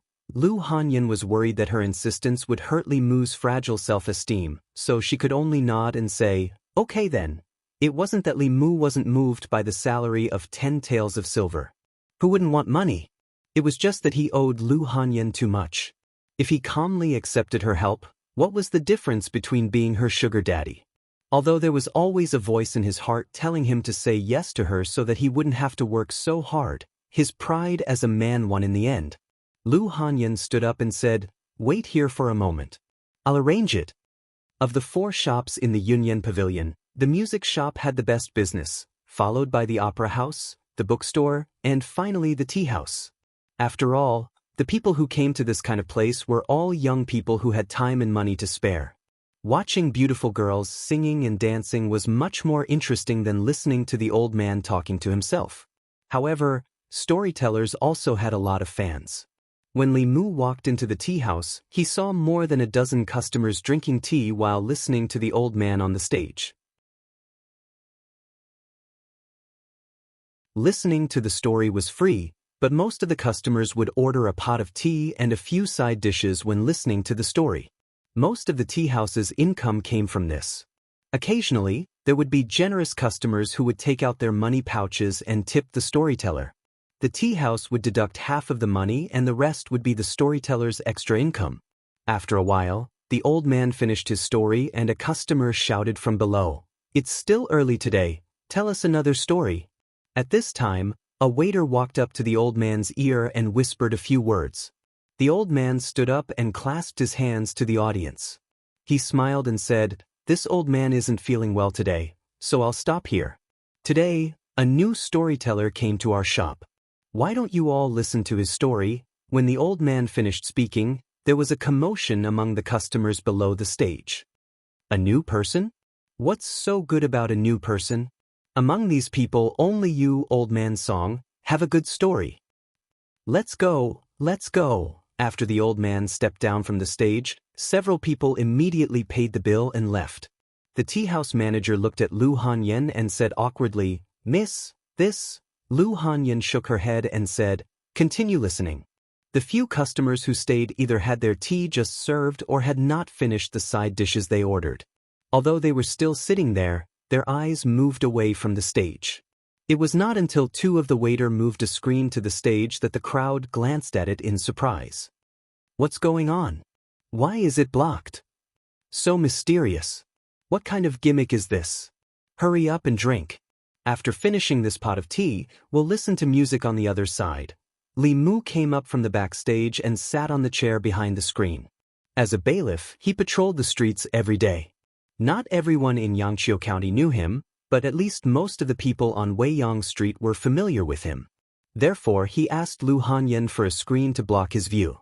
Sitting on the chair behind the screen, Li Mu cleared his throat and said, "The story I'm going to tell today is called Transforming into a Butterfly." During the previous dynasty, in the Zhu family manor in Xianxia County of the North region, there was a woman named Zhu Yingtai. She was beautiful and intelligent. She learned poetry from her brothers since she was young and liked to read. However, there was no good teacher in her family and she wanted to study in Zhongjuan. In order to harvest these people's sorrow, Li Mu told an adapted version of The Lovers of the Liang Dynasty. As one of the four great love tragedies in ancient times, The Lovers of the Liang Dynasty was really sad to the bone. Li Mu was 12 or 13 years old and had his first awakening of love. When he did not know what love was, he cried his eyes out when he watched The Lovers of the Liang Dynasty for the first time. Today, even if the people present were all fierce men, as long as they still had human emotions in their hearts, Li Mu could harvest their sorrow. On the way to study, Yingtai met Liang Shanbua, a scholar who also went to Zhongjuan to study. The two of them hit it off at first sight and enjoyed each other's study. On the Grassbridge Pavilion, they used soil as incense and became brothers. Below the stage, the few guests who were drinking tea gradually slowed down. A woman dressed as a man? Interesting, you can't even tell? How flat is the woman's chest? Although this new storyteller's skills were not as good as the other storytellers, his story was quite interesting. It was fresh and unconventional. After listening to a paragraph, they actually listened to it. A series of funny stories caused by the female lead dressing as a man also made the few people present smile. The two guests who were about to leave silently asked the waiter to refill the pot of tea. Interesting. This story is novel and quite funny. It's funny, but it doesn't seem to have anything to do with transforming into a butterfly. The name is off topic. Everyone listened and discussed with great interest. Until Li Mu told them that when Liang Shanbua went to the Zhu family to propose, he learned that the Zhu family's father had already betrothed Yingtai to Ma Wenkai, the son of the South County's county chief. The happy marriage had already become a shadow. The two of them met on the platform, looked at each other with tears in their eyes, and left in a sad manner. The faces of those guests gradually became serious, but they also knew that this was the usual routine of storytellers. They would first suppress their desires, then suppress their desires. The subsequent development of the story would definitely be that the two of them would overcome various obstacles and live happily together. However, behind the screen, the storyteller's voice came slowly. Shanbo fell ill from depression and died not long after. When Yingtai heard the bad news of Shanbo, she swore to die. Dead? This is impossible. His ghost must still be waiting. What will Zhu Yingtai do? Are the two of them going to fall in love with each other? Below the stage, everyone looked anxious. Lu Hanyan's heart also tightened. At this moment, Li Mu stood behind the screen and frowned slightly. Just as he told the most tragic part of Liang Zhu and wanted to guide everyone's grief, he realized that he could not guide any of it. He originally thought that these people were really heartless until he used his heaven's eye to look through the screen. Only then did he realize that almost everyone was filled with a faint sense of sorrow. However, this sorrow could not be guided by him. Li Mu did not use his heavenly eye divine ability, so he could not see anything. There was only one possibility for this situation, and that was that their grief was not directed at Li Mu. How could this be? Li Mu frowned. Could it be that even if the emotions were because of him, as long as they were not directed at him, he could not guide them? The reason why he could not absorb the grief of these people was because their grief was directed at Liang Shanbua and Zhu Yingtai, not him, Li Mu. Then wouldn't all his hard work have been in vain? Below the stage, everyone was listening nervously. However, after a long silence from behind the screen, they could not help but urge him to continue. Hurry up, what's next? Where's the storyteller? Is he asleep? I've already given him the money. Hurry up and continue. The hope of gathering the sparrow shade was ruthlessly destroyed.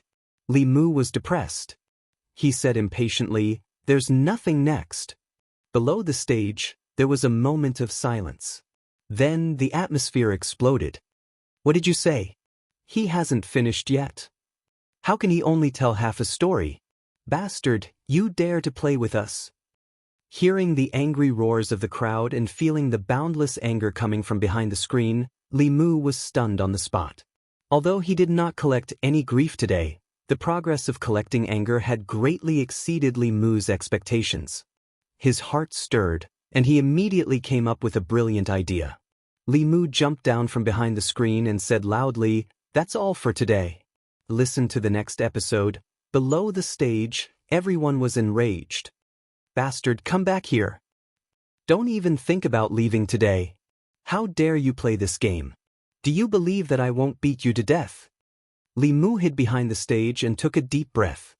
His face was filled with satisfaction. In front of the stage, someone cursed while holding onto the table. He said weakly, why am I so tired? I'll take a break first. Who can go and catch that bastard?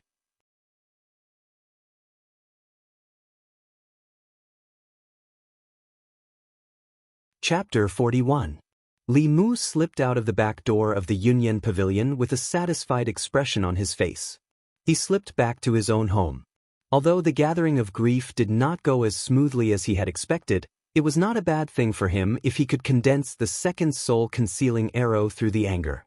No matter which soul it was, he would have to condense it sooner or later. He was a single dog. Even if he condensed the sparrow shade, it would be useless for now. Today, he had absorbed quite a bit of anger. It was a pleasant surprise that was worth celebrating. Li Mu was humming the tune of Liangzhu. He was about to cook 2 dishes to reward himself when the door was suddenly pushed open from the outside. Li Mu was startled. He thought that it was Lu Hanyan who had leaked his address. Those people from the tea house who were listening to stories had come to kill him. Looking carefully, he realized that it was only Lu Hanyan. Li Mu looked at her tentatively and asked, "What's the matter?"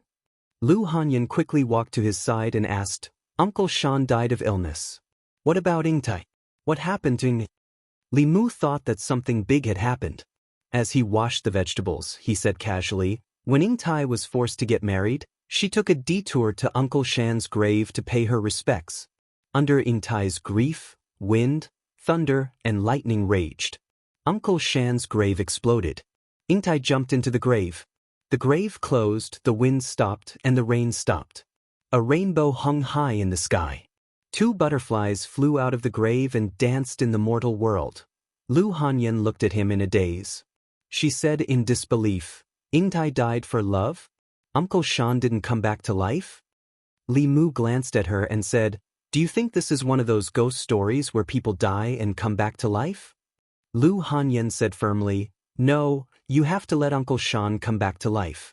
Then he and Ingtai can fly together. Haven't they already become butterflies flying together? This is different. I won't change it." Li Mu's attitude was just as firm. There was no room for negotiation. The reason why Liangzhu was Liangzhu and why it could be passed down through the ages was because it was a sad and beautiful tragic love story. If it became a happy ending, would it still be Liangzhu? This was an insult to the original story of the lovers of Liang, and also an insult to Li Mu. Lu Hanyan looked at him with her big watery eyes and begged, "Please?" Li Mu didn't expect her to use a soft approach. He was almost melted by her gaze. He quickly looked away and said, "Even if you look at me like this, I won't change." Lu Hanyan retracted her gaze and said angrily, "How can you be so cruel? How can there be so many perfect things in the world?" Li Mu shook his head and said, "Not all love endings can be as beautiful as people expect." "Are you really not going to change it?" "No, I won't change a single word." Lu Hanyan seemed to be angry. Her chest heaved as she left. Li Mu didn't care. Women were emotional. It wasn't strange for her to hope that Liang Zhu would have a happy ending. It would be fine after she calmed down. He continued to hum a little tune as he thought about whether he should steam the fish or sweet and sour it when he passed by the market earlier. Wanwan seemed to like sweet and sour fish, so sweet and sour it would be fine. Li Mu was just about to scrape the fish when footsteps came from beside him again. Lu Hanyan walked back and asked doubtfully, "What tune are you humming?" "How come I've never heard it before?" Li Mu said. "Butterfly transformation?" Lu Hanyan said in surprise. "Butterfly transformation has a tune." Li Mu said perfunctorily, "I hummed it myself." Lu Hanyan said, "Hum it again for me to hear." Li Mu said in surprise, "Don't you have to look after the shop?" "It's my shop. I can go whenever I want." Lu Hanyan sat next to Li Mu and said, "Hurry up and hum a few more words." "This tune is a bit interesting." Li Mu handed the knife to her and said, "Then help me kill the fish. I still have a chicken to stew." Other women might be more resistant to these things, but Li Mu knew very well that Lu Hanyan was not a pampered young lady. She was even more skilled than Li Mu when it came to killing fish. After she was done, she cut the fish on both sides, stuffed onions, ginger, and garlic into the belly of the fish, and put it aside to marinate.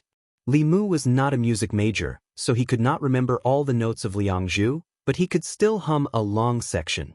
After Lu Hanyan heard it, she looked at Li Mu in surprise and said, "The rhythm of this song is slow and fast, and the tune is changeable.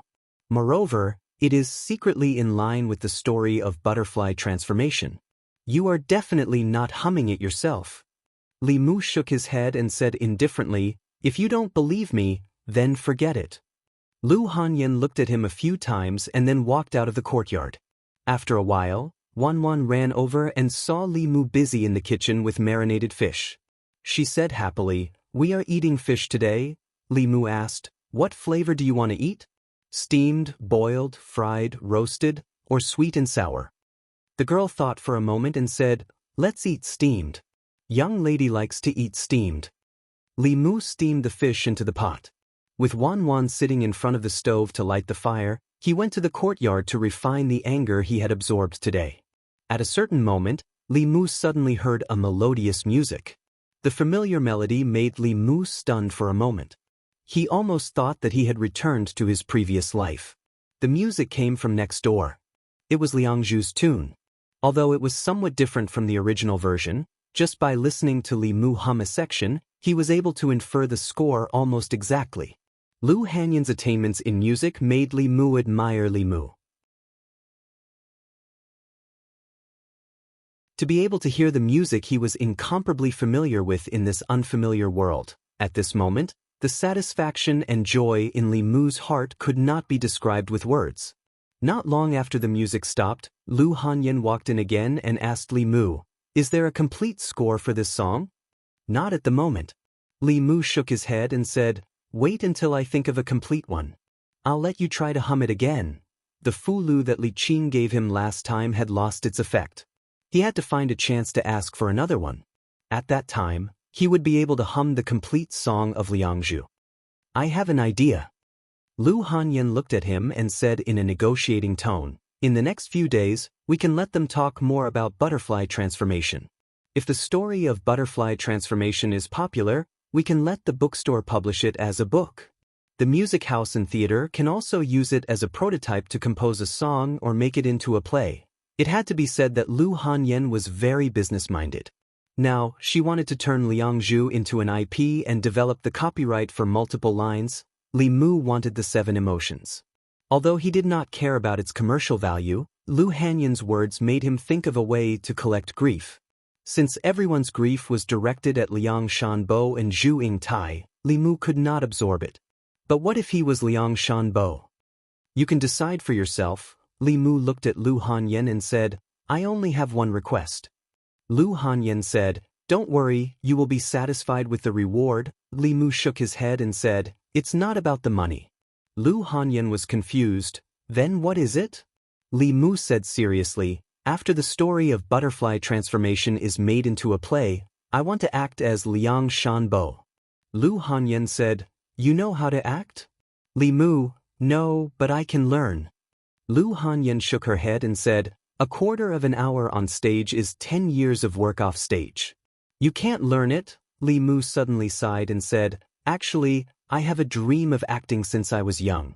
I just want to stand on the stage of my dreams before I die. Okay. Lu Hanyan's heart tightened and she quickly said, isn't it just acting? I'll let you act. Telling a lie often required countless lies to cover it up. Li Mu himself did not remember when he started to lie in front of Lu Hanyan without blushing and without skipping a beat. Others treated him with sincerity, but he covered it up. This made Li Mu feel very uncomfortable. He could only comfort himself that other men lied to girls for their bodies. He used Lu Hanyan's sympathy to condense his soul and save his life. He did not covet her body, nor did he want to cheat her of her money. This could only be regarded as a white lie. After comforting himself like this, he became more at ease.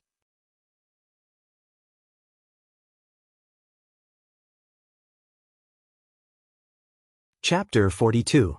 Lu Hanyan did not return to the Yunyan Pavilion. She stayed for lunch. Ever since she found out that the youth-retaining talisman really worked, she stopped dieting. She paid for it, so it was not considered freeloading.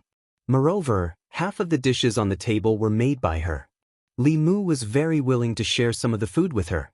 Besides, Lu Hanyan's culinary skills were several levels higher than his, so he would not be polite. The happiest was of course Wanwan. The food in her bowl was piled up to the tip. She focused on eating without saying a word. Lu Hanyan ate in a more ladle-like manner.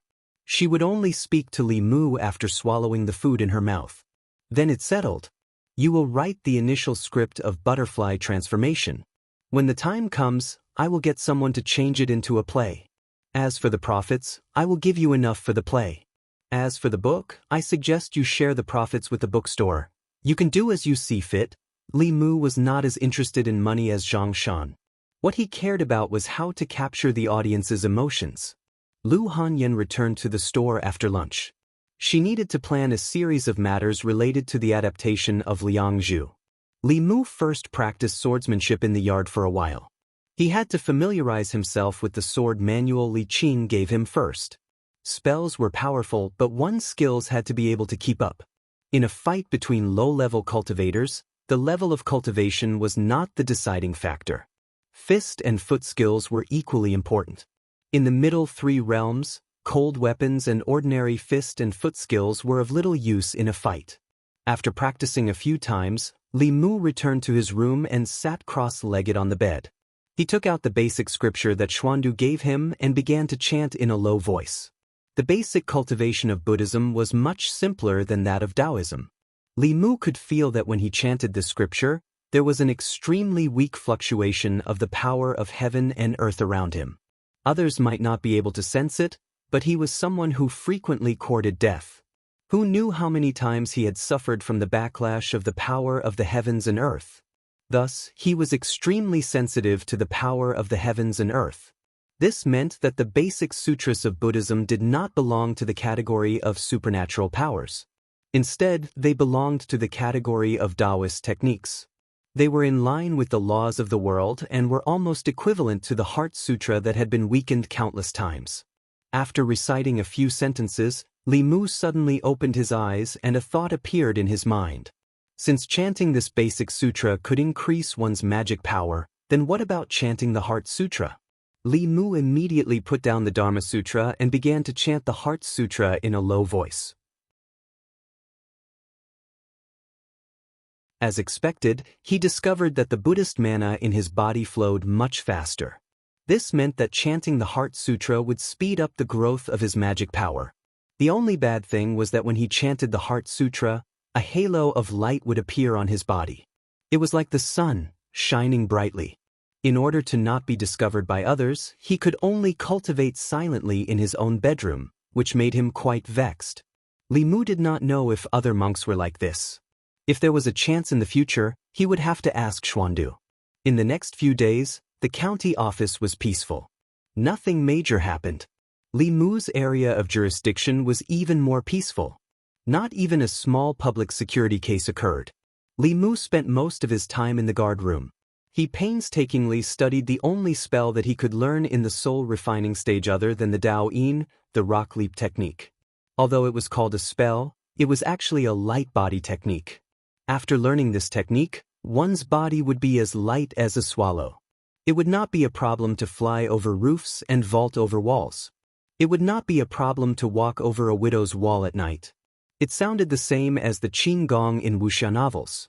After careful comparison, Li Mu discovered that this was qin gong.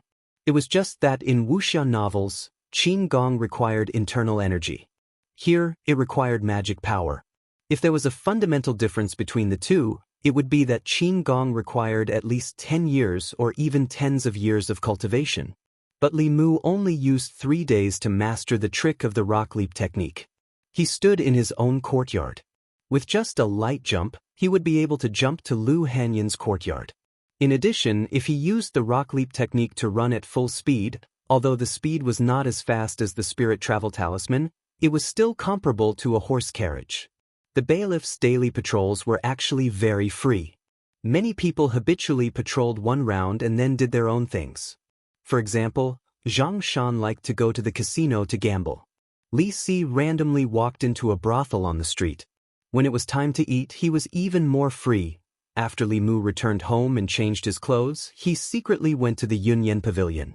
Yunyan Pavilion, tea house. In the past, at this time, the tea house only had a few customers. But today it was almost full. This was because a new storyteller had come to the tea house a few days ago. Although this storyteller was not old, the stories he told were very novel and unique. His storytelling skills were very rusty at first, but after 2 or 3 days he suddenly became very mature. It was as if he did not lose to the few old storytellers in the tea house. In just a few days, he had attracted a lot of listeners. However, although this storyteller's stories were good, there was a problem that made people gnash their teeth in anger.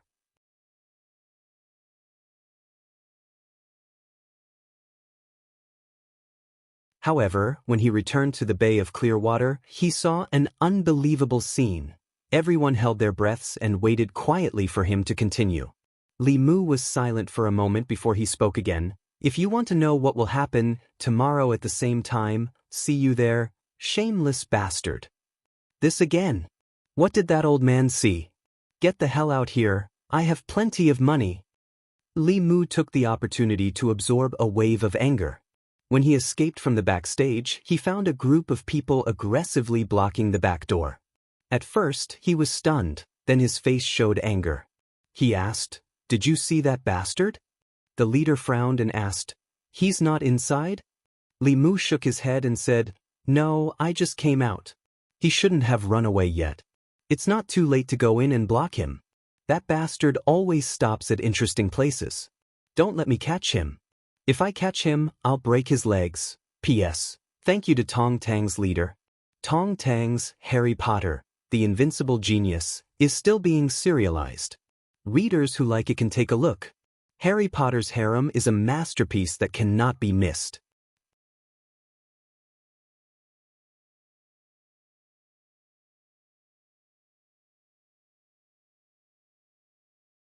That was fundamentally different from the heretical cultivation of demonic ghosts, which practiced by seizing people's souls. Otherwise, Li Qing, who hated evil as if it were her enemy, would not have let Li Mu do that. In order to eliminate everyone's discomfort, Li Mu only guided a small portion from each person at a time. Although this made it take a long time to gather anger, it had almost no effect on other people's bodies. As more and more people came, everyone's emotions gathered together, and it was still huge. "I'm going out to patrol." Li Qing walked to the door and suddenly stopped. She asked, "What did the grape planting elder see?" Li Mu was stunned and said awkwardly, "Boss?" Li Qing waved her hand and said, "You're doing it to form the soul. As long as you don't do anything outrageous, it's fine." But what? What did the grape planting elder see?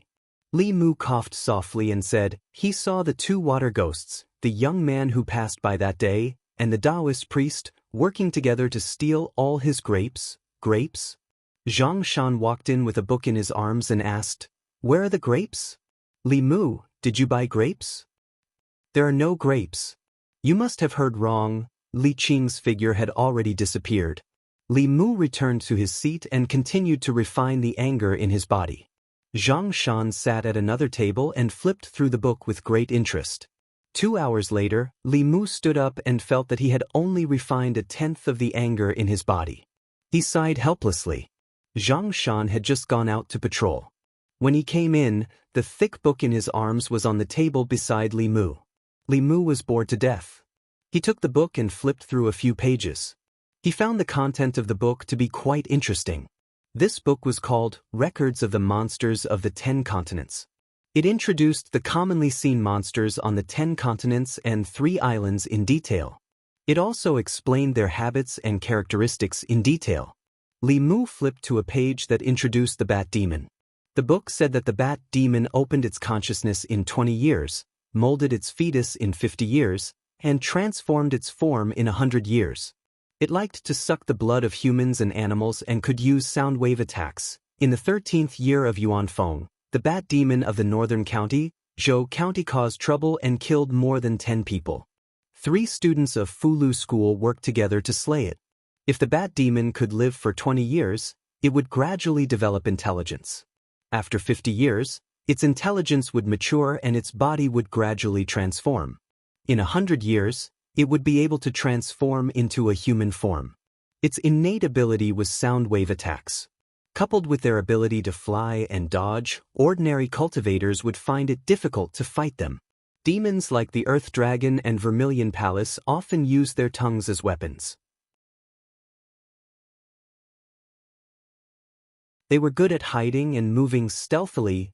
The Earth Dragon and Vermilion Palace referred to lizards and chameleons. Li Mu could not help but think of the lizard demon. It could change its color and disguise itself as a tree trunk. If not for the fact that his first soul had been condensed, he would not have discovered it that day.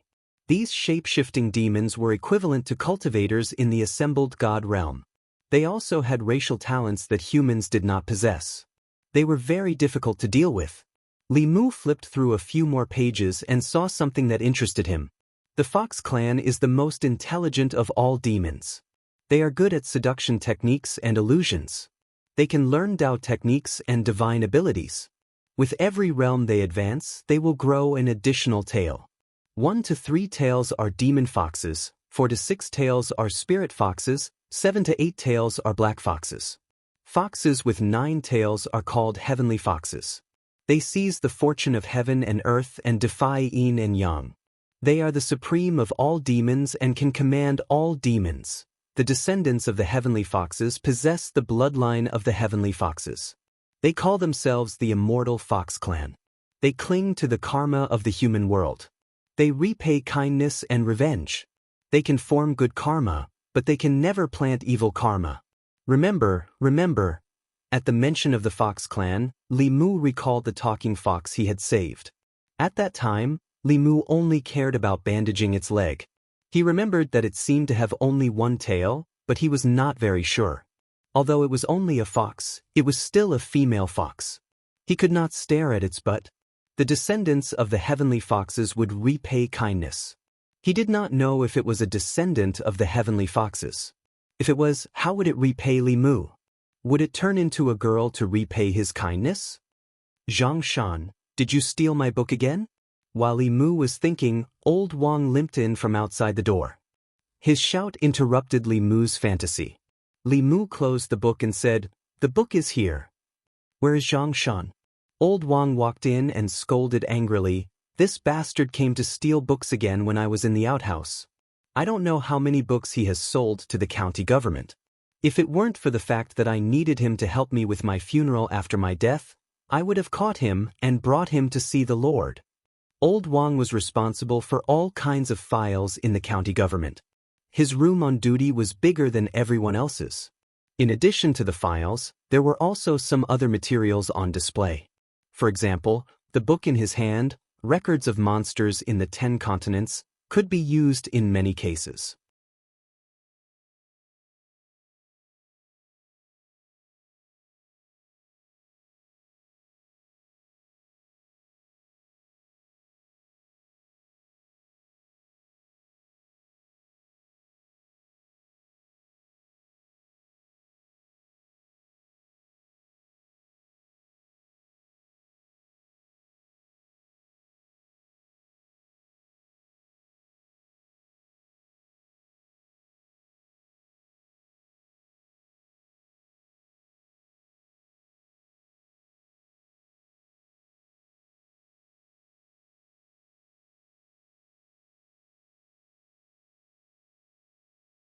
Chapter 46.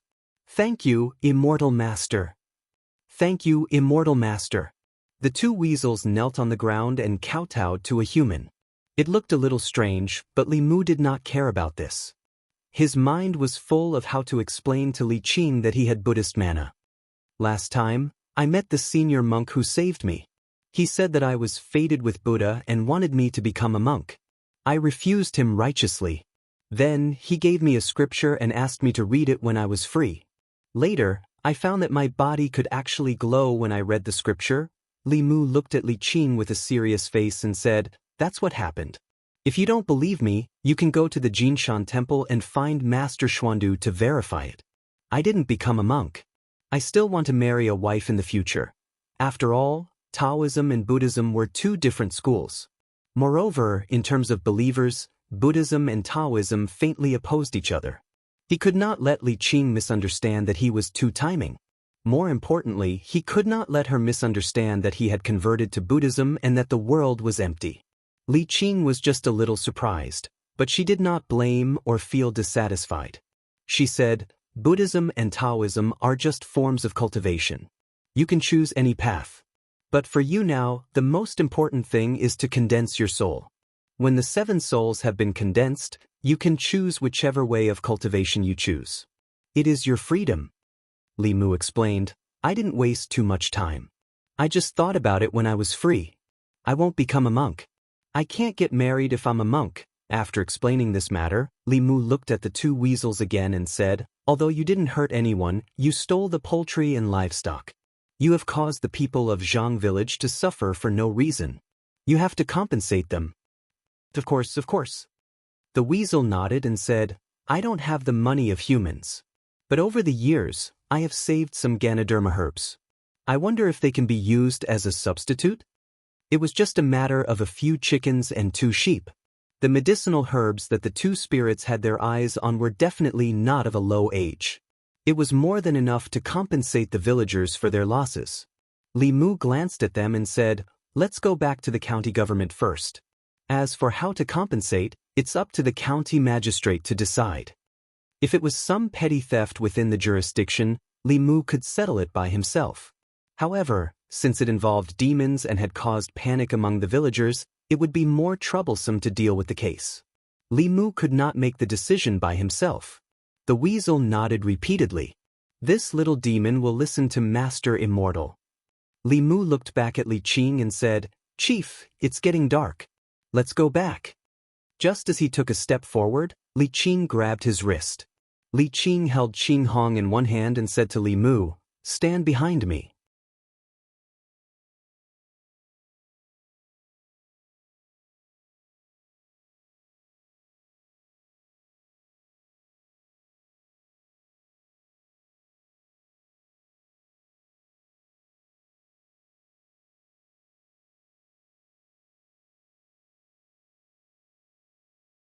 The tiger demon's body trembled as countless shadows flew out from his body once again. They whistled toward Xuandu. Xuandu quietly looked at the shadows. Moments later, the compassion on his face was no longer there. Instead, it was replaced with a ferocious look. Li Mu's heart stirred. He understood Xuandu. The monk's usual compassion was only on the surface. If he really went berserk, he might be even more ferocious than the tiger demon. He did not know what kind of Buddhist magical powers Xuandu would use. He widened his eyes and was prepared to open his eyes. Xuandu looked at the tiger demon and said angrily, "Insolent demon. I never expected you to take the lives of so many innocent people." The tiger demon snorted coldly. "Today, there will be 3 more of you." Xuandu looked coldly at the tiger demon and extended his hand. Only then did he realize that he had forgotten to bring his staff with him. He simply took off his kasaya and rolled up his sleeves before charging at the tiger demon. The tiger demon also leaped up and extended its gigantic tiger claw, slapping at Xuandu's head. The tiger claw had a massive momentum and brought with it the sound of the wind. In an instant, it was above Xuandu's head. Bam! Xuandu did not dodge as he allowed the tiger claw to strike his bald head. Kacha! After a crisp sound of bones breaking, the tiger demon's claw bent in the opposite direction. It was clearly broken. At the same time, Xuandu's fist had already landed on the tiger demon's head. All of his teeth flew out as his body flew backwards. He crashed through several large trees before falling to the ground. This scene left Li Mu dumbfounded. If the tiger demon's claw had landed on his head, he would definitely have died on the spot. How hard was the monk's bald head that it could be broken by the tiger's claw? Li Qing removed her hands from Li Mu's ears and explained, Buddhists cultivate their physical bodies. When they reach the fourth realm, the golden body realm, their bodies are indestructible and their physical strength is strong. They are far superior to demons in human form. Li Mu swallowed a mouthful of saliva as his gaze continued to follow Xuandu. After sending the tiger demon flying with a punch, Xuandu did not stop. In a flash, he appeared beside the tiger demon again. Bam! He punched down again. Bam! Bam! Bam! After countless punches, it seemed that his hatred was still not appeased. He picked up a large tree and smashed it heavily on the tiger demon's body. Master, spare my life. Spare my life, Master. Please redeem me. I'm willing to be redeemed by you. Please redeem me. Spare my life. The tiger demon's initial roar turned into a plea for mercy. His voice was getting weaker and weaker. Xuandu's voice was still full of energy. Redeem your mother's head. You want me to redeem you? Who do you think you are? Who do you think I am? After killing so many lives, you still want to beg for mercy.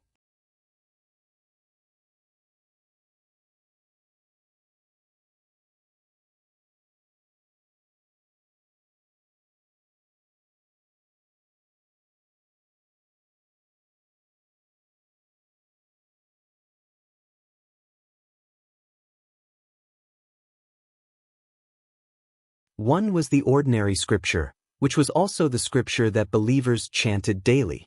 This kind of scripture could be chanted casually and would not appear the light of Buddha. The other kind was the Dharma Sutra. The Dharma Sutra contained the magic of Buddhism. Chanting it could increase the Dharma power or perform shentong.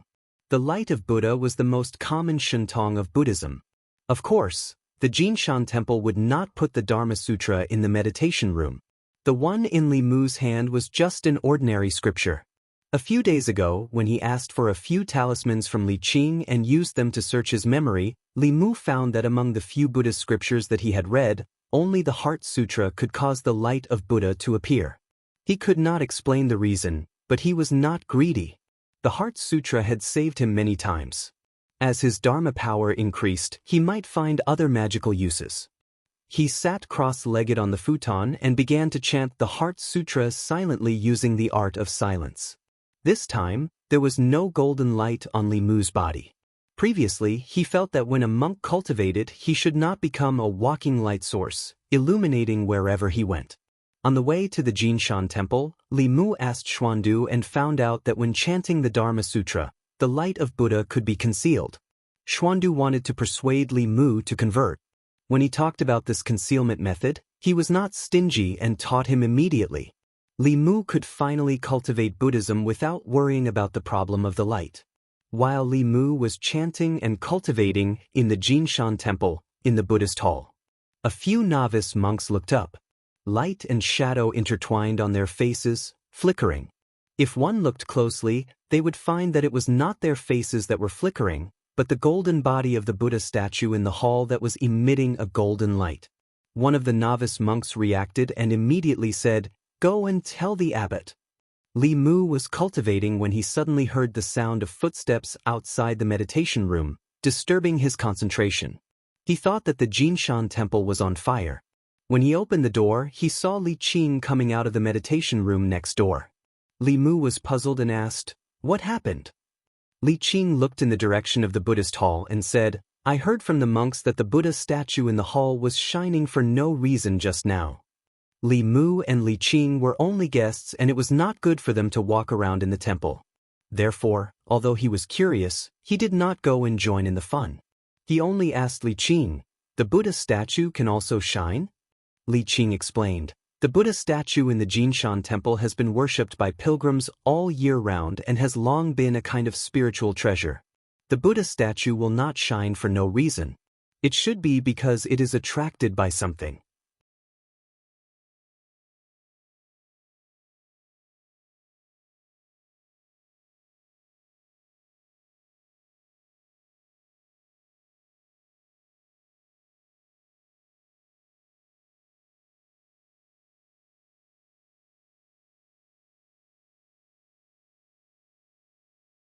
Zhang County magistrates did not punish the weasel couple more severely because they were demons. This punishment was completely in accordance with the laws of the Great Zhou. As for the medicinal herbs that the weasels collected, any one of them could be sold for hundreds or thousands of chickens and ducks. For the weasels, this punishment was not serious. If it weren't for the fact that two monsters were involved in this case, County Magistrate Zhang wouldn't even need to come forward. Li Mu could handle it by himself. Zhang County magistrates calculated with a brush and said, Zhang village lost a total of 15 chickens and 2 sheep. The market price of each chicken is 50 copper coins, so double is 100 copper coins. For 15 chickens, you will be fined 1,500 copper coins. The market price of a sheep is 1,000 copper coins, so double is 2,000 copper coins. 2 sheep are 4,000 copper coins, so the total is 5 taels and 5 coins. What do you have to say about the handling of this case? The weasel was stunned and said, Sir, the 15 chickens were done by me, but I have never stolen a sheep. Zhang County magistrates frowned and looked at it. He asked, The 2 sheep of Zhang village were bitten in the neck and had their blood sucked dry. Do you dare say that you did not do it? Sir, I'm innocent. The weasel fell to the ground with a plop and said, I have never stolen a sheep. Sheep are too smelly. Their blood makes me sick. Zhang County magistrate stood up suspiciously and asked, If it wasn't you, who could it be? Li Mu also looked puzzled. Since the weasel had admitted to stealing the chickens, plus the 2 sheep, it would just be a few more taels of silver. If the weasel had really sucked the blood of the 2 sheep, there was no need for him to deny it. Could it be that the case of Zhang village involved other demons? At this moment, a burst of hurried footsteps came from outside. Zhang Shan ran in, panting. He said, Sir, bad news? Something happened in Zhang village. You're tuning in to the Wandering Hero YouTube channel. Don't forget to subscribe and join us on this journey to catch the most captivating stories.